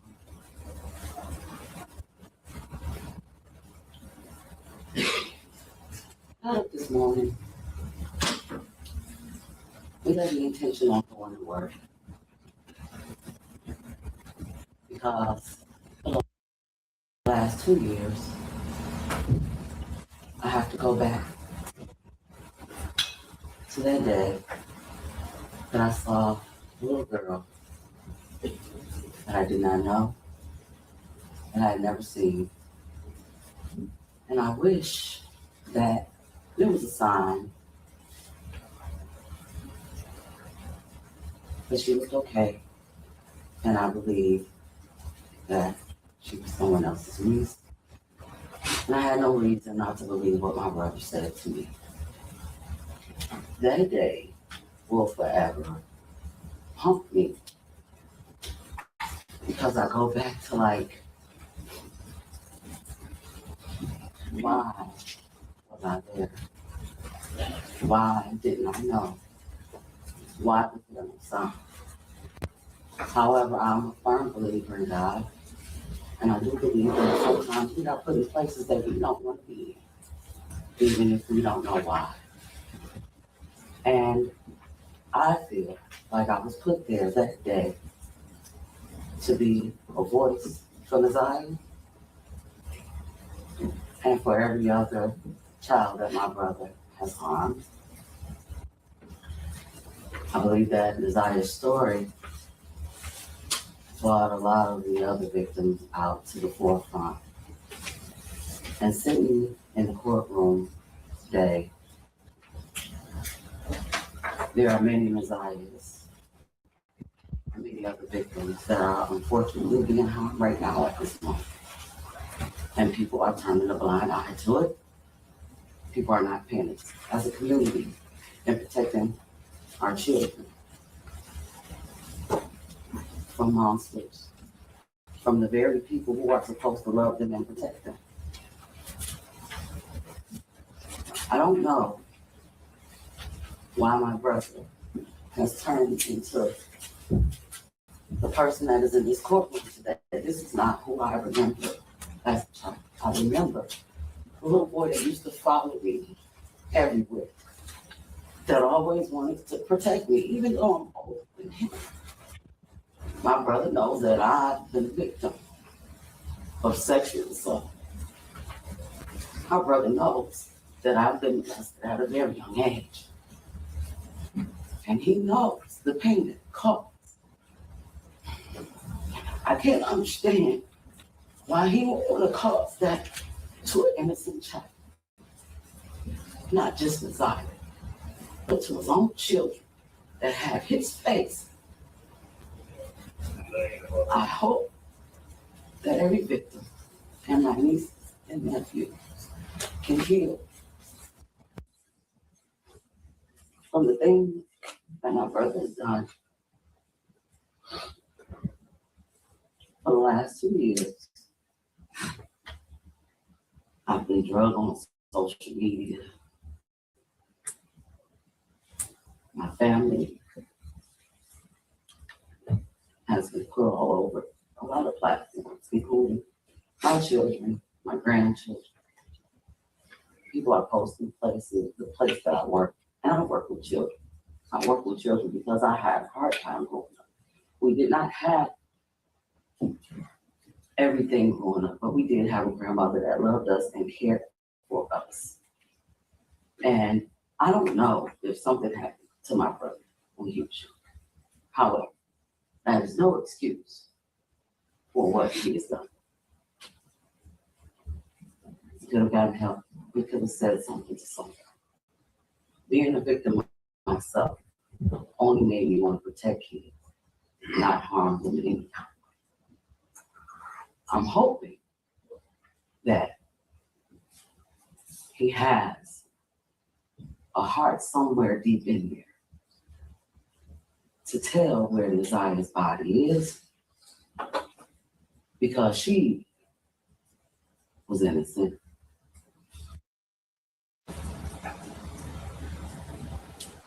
My brother stole so many children's innocence.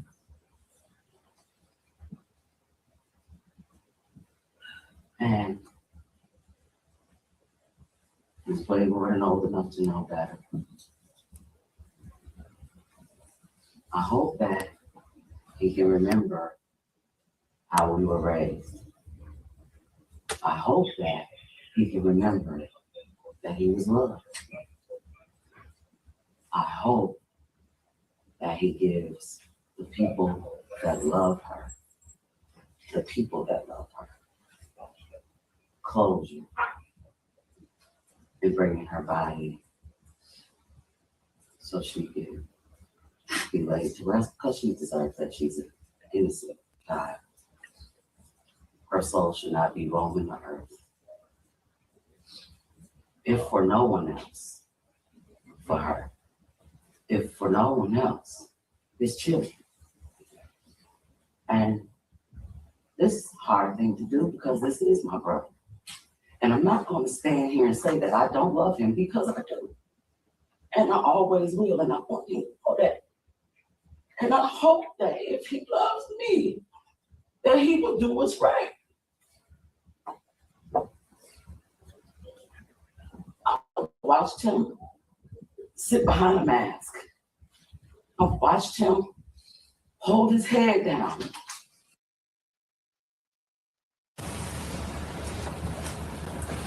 You made your bed, you gotta lay in it. Stand in it. Do what you have to do. You did what you did knowing.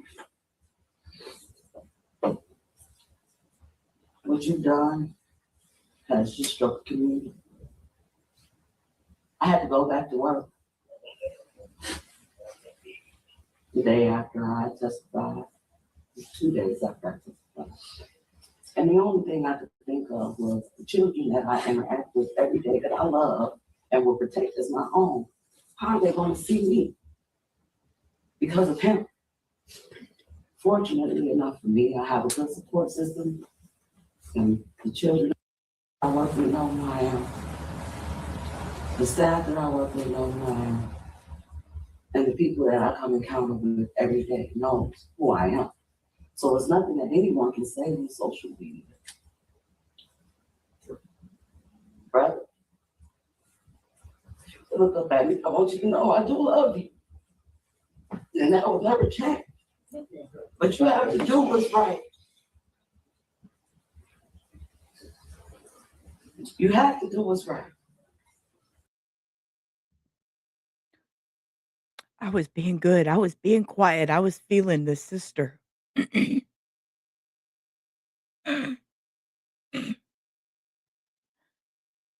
y'all know I've told y'all in the past, my regular ones that are here, I do not have a relationship with my sister.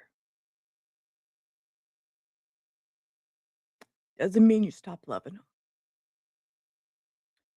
Somebody has the audacity in the background to speak while this woman is giving her truth. I don't know who you are in the background, but you need to shut the fuck up.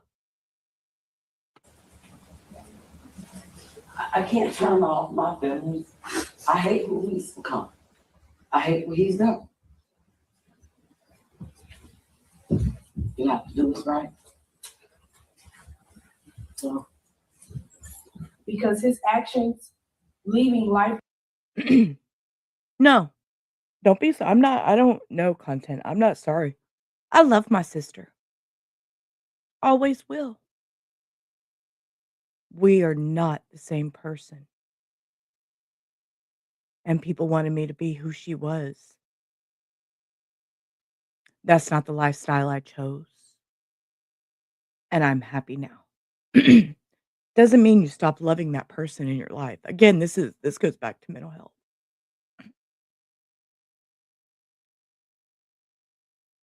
People in your life can do bad things. You can hate what they've done. You can hate who they've become.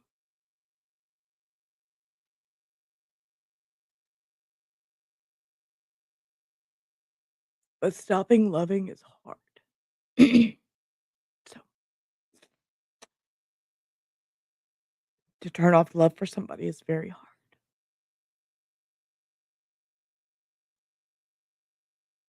You're very right. You're very right, Cindy. And y'all know I don't ever cry on stream. I don't let shit get to me, but let this sister to Jarvis talk and let her say what she needs to say because she may never speak to her brother again after that.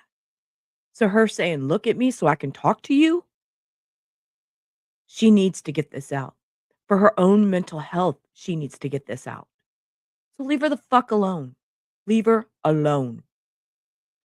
Yeah, it took her a lot of integrity for her to stand up and say her truth and hold him accountable for what he did. So all y'all assholes in the background, okay? All y'all's assholes in the background, y'all need to shut up and just let her talk. Oh yeah, see, I don't either. I've always spoke my truth. My sister was the one that introduced me to drugs, and it wasn't until I spoke my truth and told my father that she was my drug dealer, and then I was exalted from the family. So here I live on my own, very happily, without drugs. So we learn, we move on. Like I said, I still love my sister. I don't like who she is, but that's life, that's family. And you learn to draw boundaries, you learn to draw borders, and you just learn. You just learn. It took me until I was 48 to learn my lesson, but I learned finally. And I am who I am today because I learned that lesson. So, and okay. So anyways, hold on a minute just because, here, hold on. You is smart. You is kind. You is important. Always remember that. Always. Some people are never told that in their life. Always remember. So we're on to a minor victim. So it's going to be blurred out. So we're just going to hear a little voice for just a couple minutes. It's not very long. So.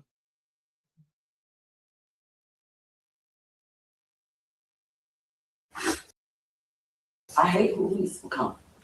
I hate what he's done.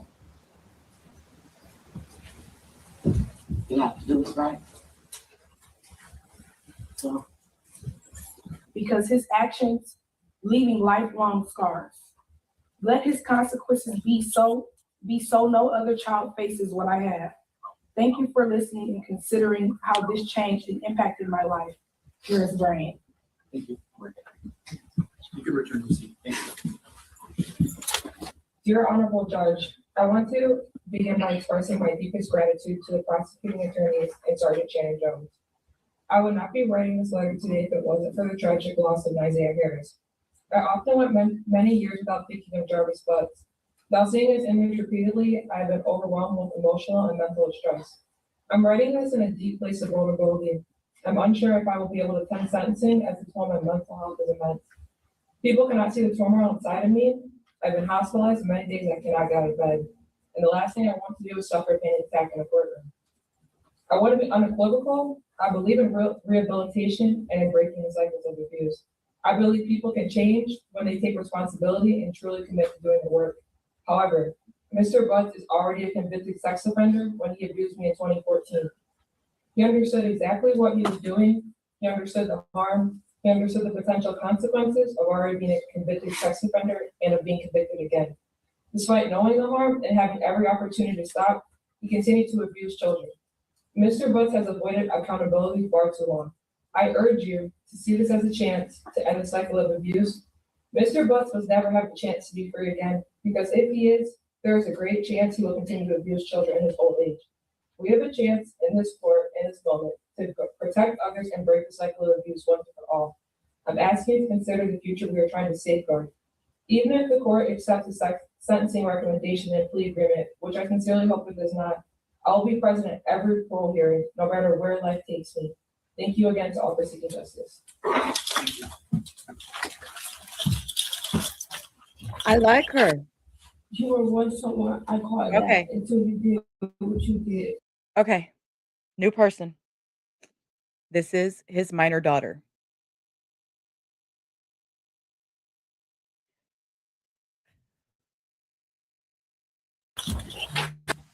You were once someone I called that until you did what you did. You took someone I really loved, someone I called sister, my favorite cousin, my best friend, my everything.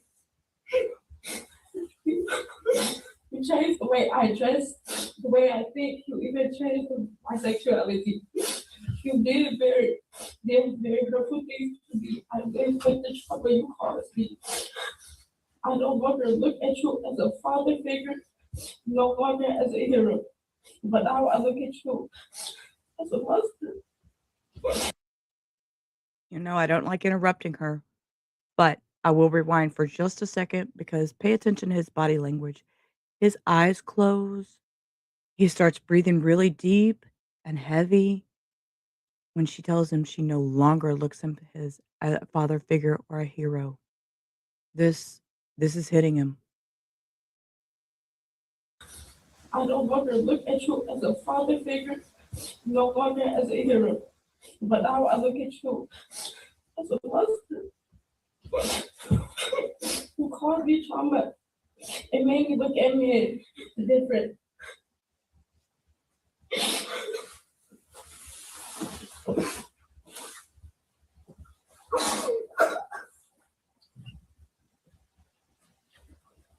You caused it.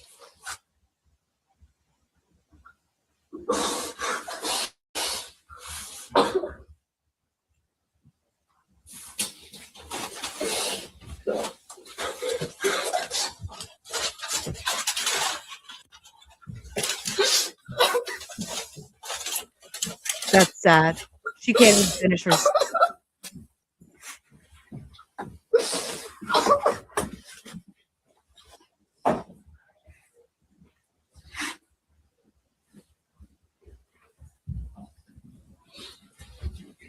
I agree with you, Cindy. Your Honor, she was completed. Thank you.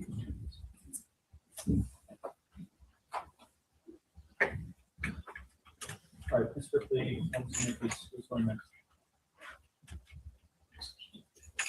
Judge, I don't believe that we have anyone left to make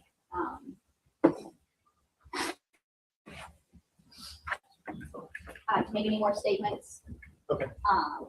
Would you like us to speak now, or did you want us? Well, again, Mr. Butts is here today to be sentenced for 6 different cases today. Mr. Butts entered guilty pleas on all 6 of his cases, and there's sentence agreements negotiated on each one of the 6 files. Of course, it goes without saying that the offenses that Mr. Butts is here to be sentenced on are of the most serious nature.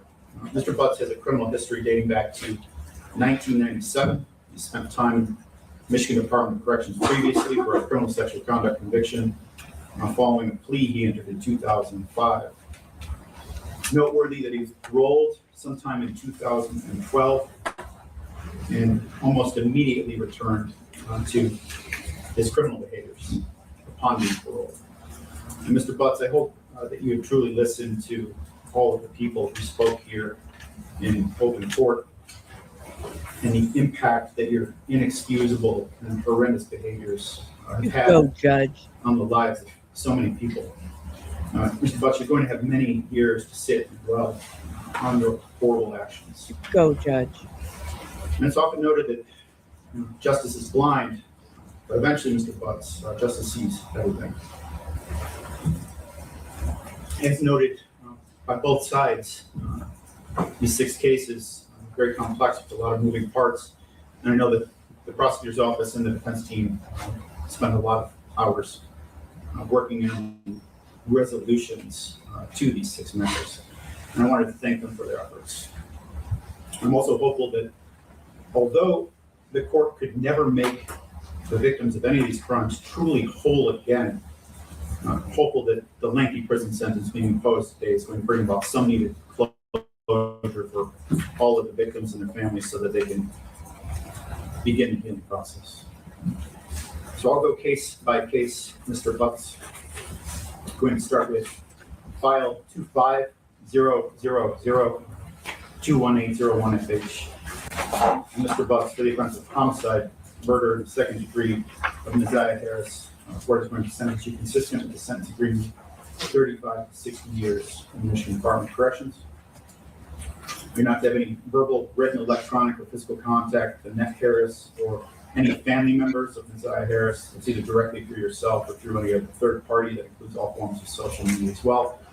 You're not to be within 500 feet of the residence, school, or place of employment. I have to assess $130 per crime victim's assessment on that file, and I have to assess $68 state costs on that file as well. The determined condition of that sentence agreement is also to make a truthful statement regarding the location of the body of Neziah Harris. With regard to court costs and attorney's fees, I'll address that at the end once I've completed all of the files. Moving next into file 24002-23601. Right. Oh God. Now I gotta take a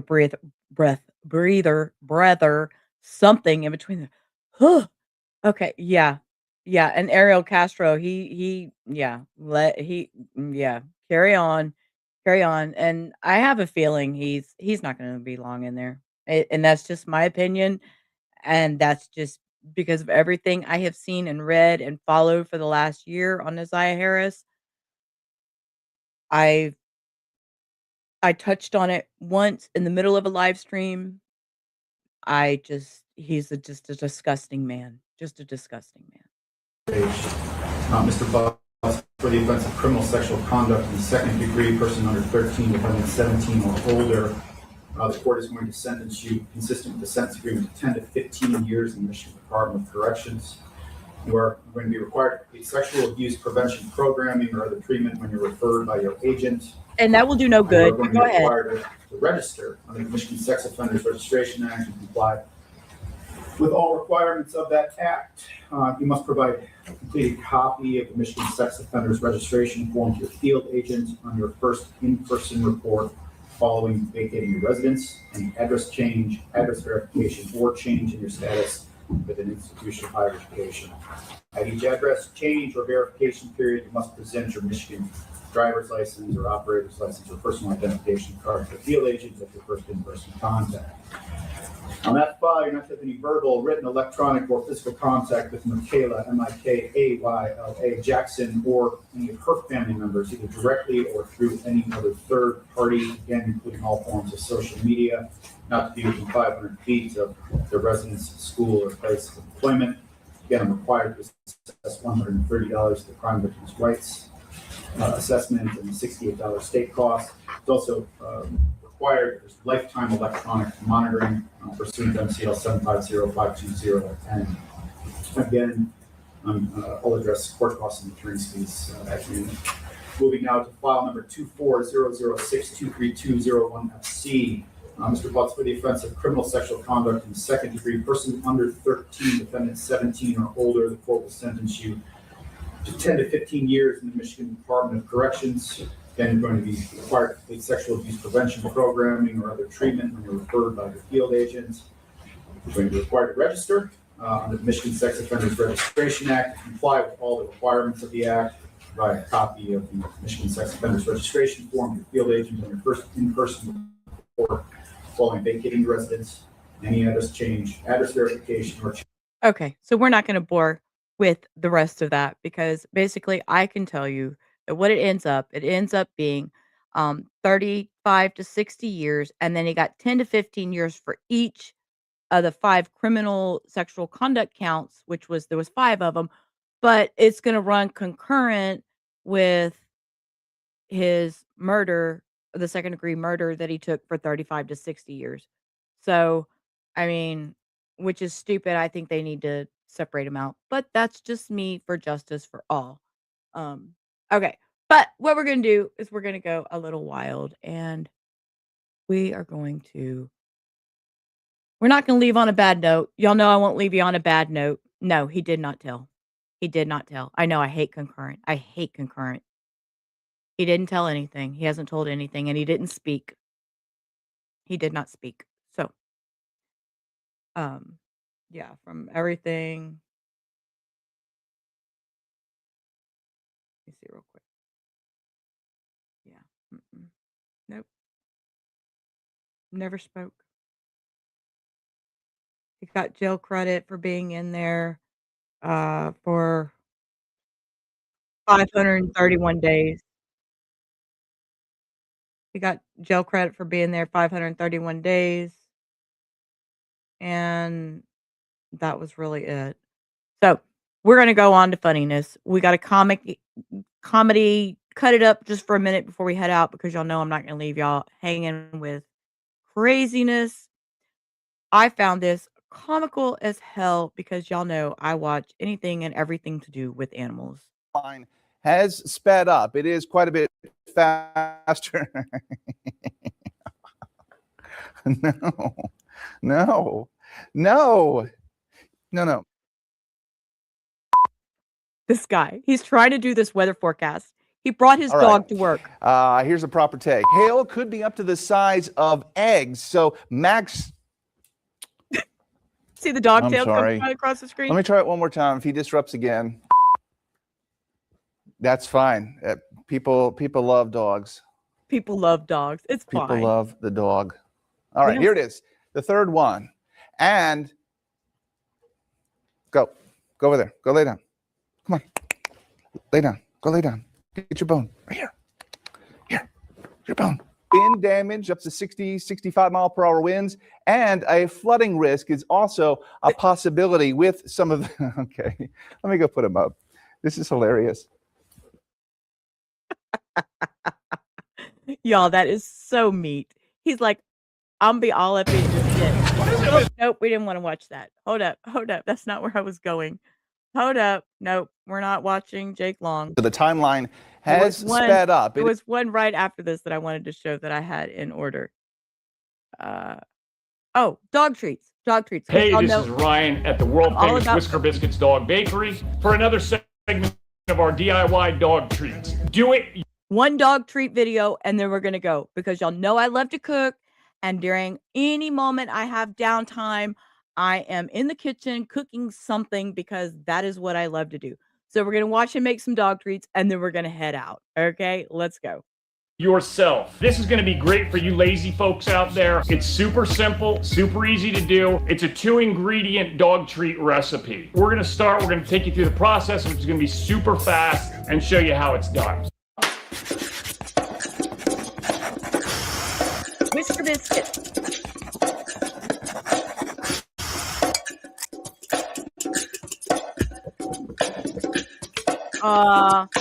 Tell Hannah If you haven't already, subscribe, hit the bell down below so you get our notifications when they come out every week, and leave us a comment and let us know what you'd like to see us do as we move into the segment. This is going to be a weekly thing that we're doing. So here we go. We're going to take care of our ingredients. Pretty simple. 4-ounce jars of baby food. That's what we happen to be using. In our case, we're using a Gerber brand.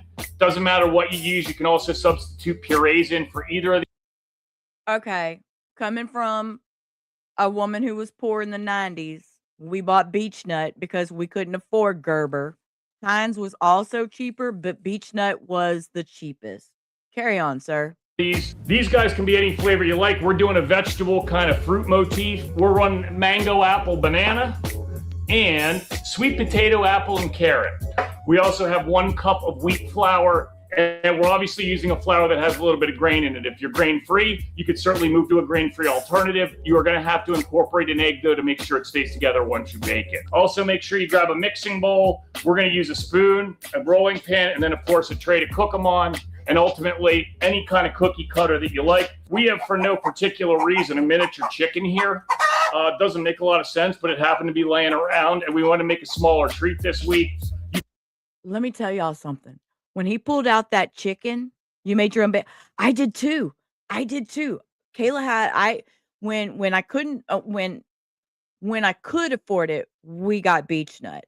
But when we were low on funds, she got whatever mama cooked, and I just mashed the shit out of it, or I put it in the blender. We used the blender for everything back then.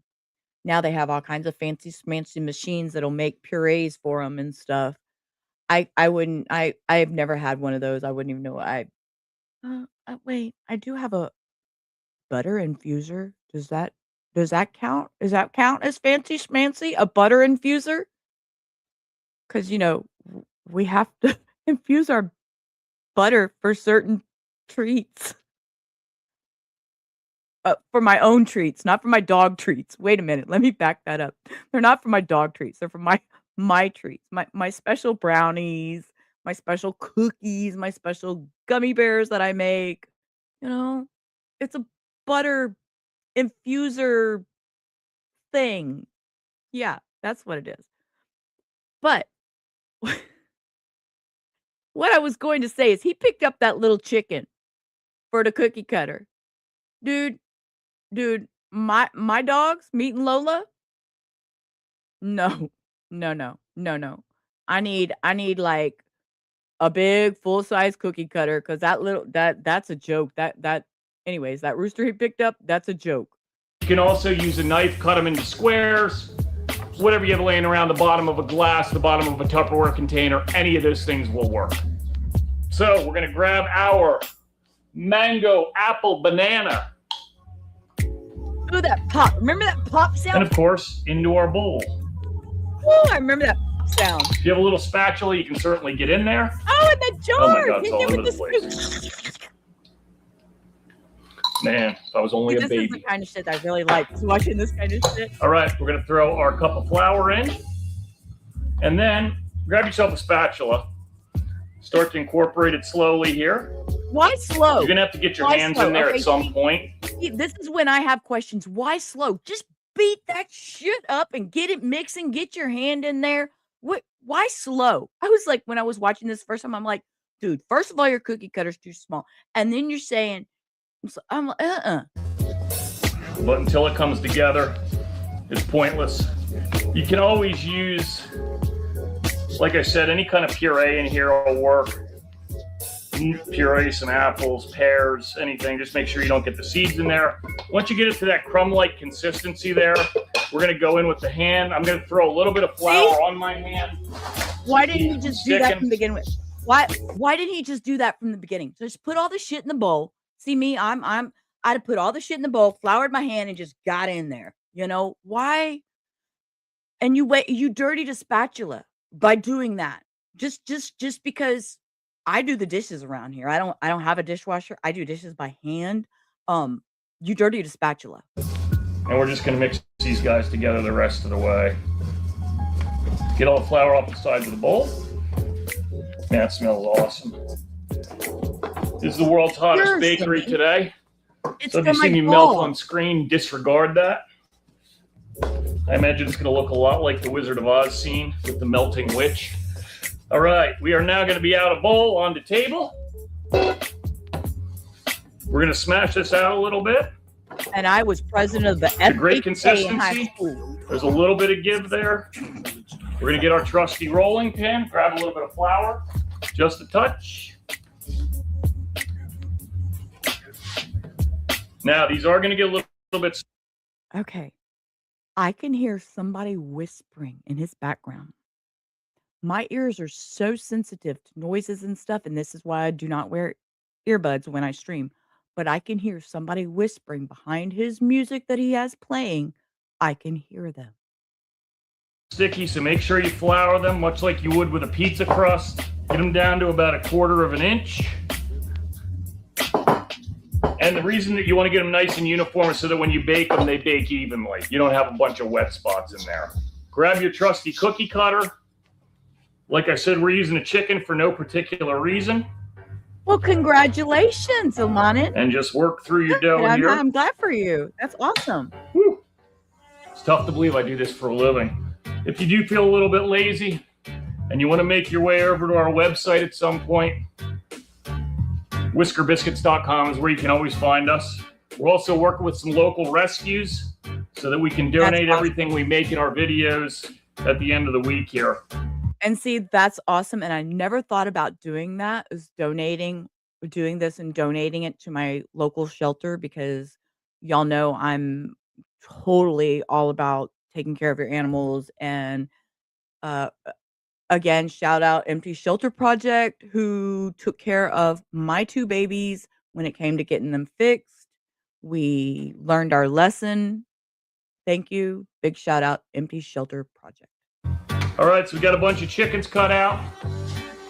We are using a tray, standard tray, sheet tray, and a little bit of parchment paper, any kind of cookie sheet, a silicone baking sheet, all that stuff works well. So just throw them on. These are also, when they're smaller like this, they're going to cook very quickly.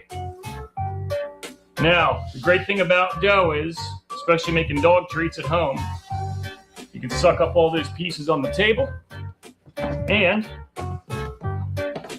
what we're going to do here, again, use a little bit of your flour. I got some stuck underneath here.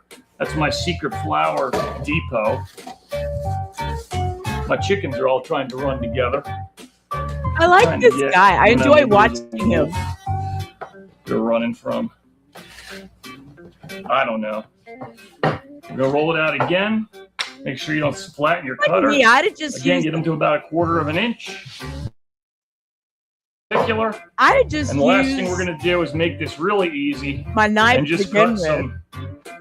some longer pieces. That way we have some slightly larger treats.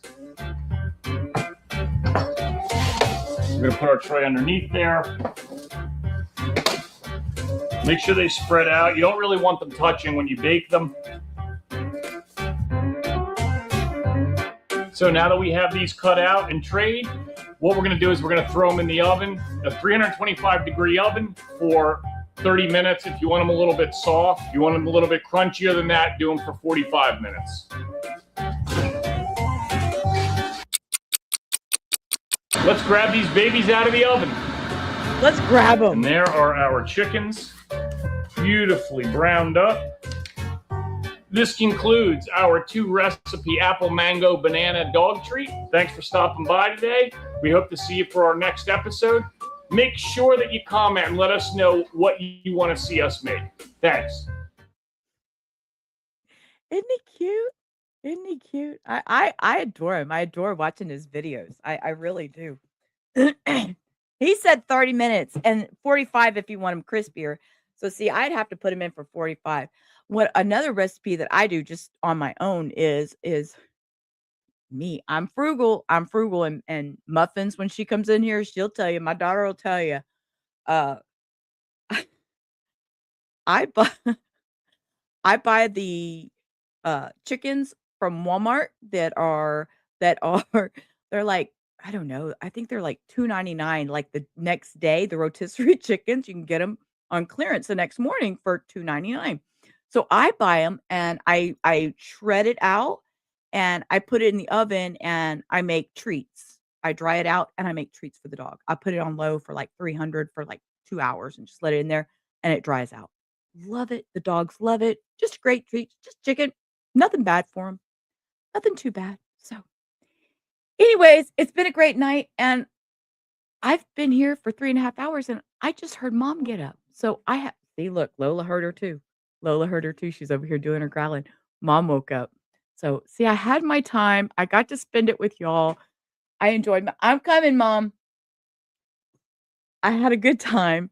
And like I said, I haven't been here as much lately because my time frame hasn't allowed me to. So I appreciate all y'all that still come around and still stick with me and come see me when I stream and hang out. So anyways, I just want to tell you all thank you and I appreciate every one of you. And also, don't ever forget. You is smart. You is Oh, it didn't play right, damn it. You is smart. You is kind. You is important. All right. With that, I want you all to have a great rest of your night. Till tomorrow. Peace. Rubber out. Oh, I forgot to put in my outro. Hold on. I gotta put the outro up. Fuck. See, I got overzealous with myself. Yeah, I don't even know what I'm doing anymore. See, this is what happens when you don't stream for a week. All right, peace. Rubber out. Life's a ride on a rickety old track, holding on tight, never looking back. In the rubber room, we couldn't find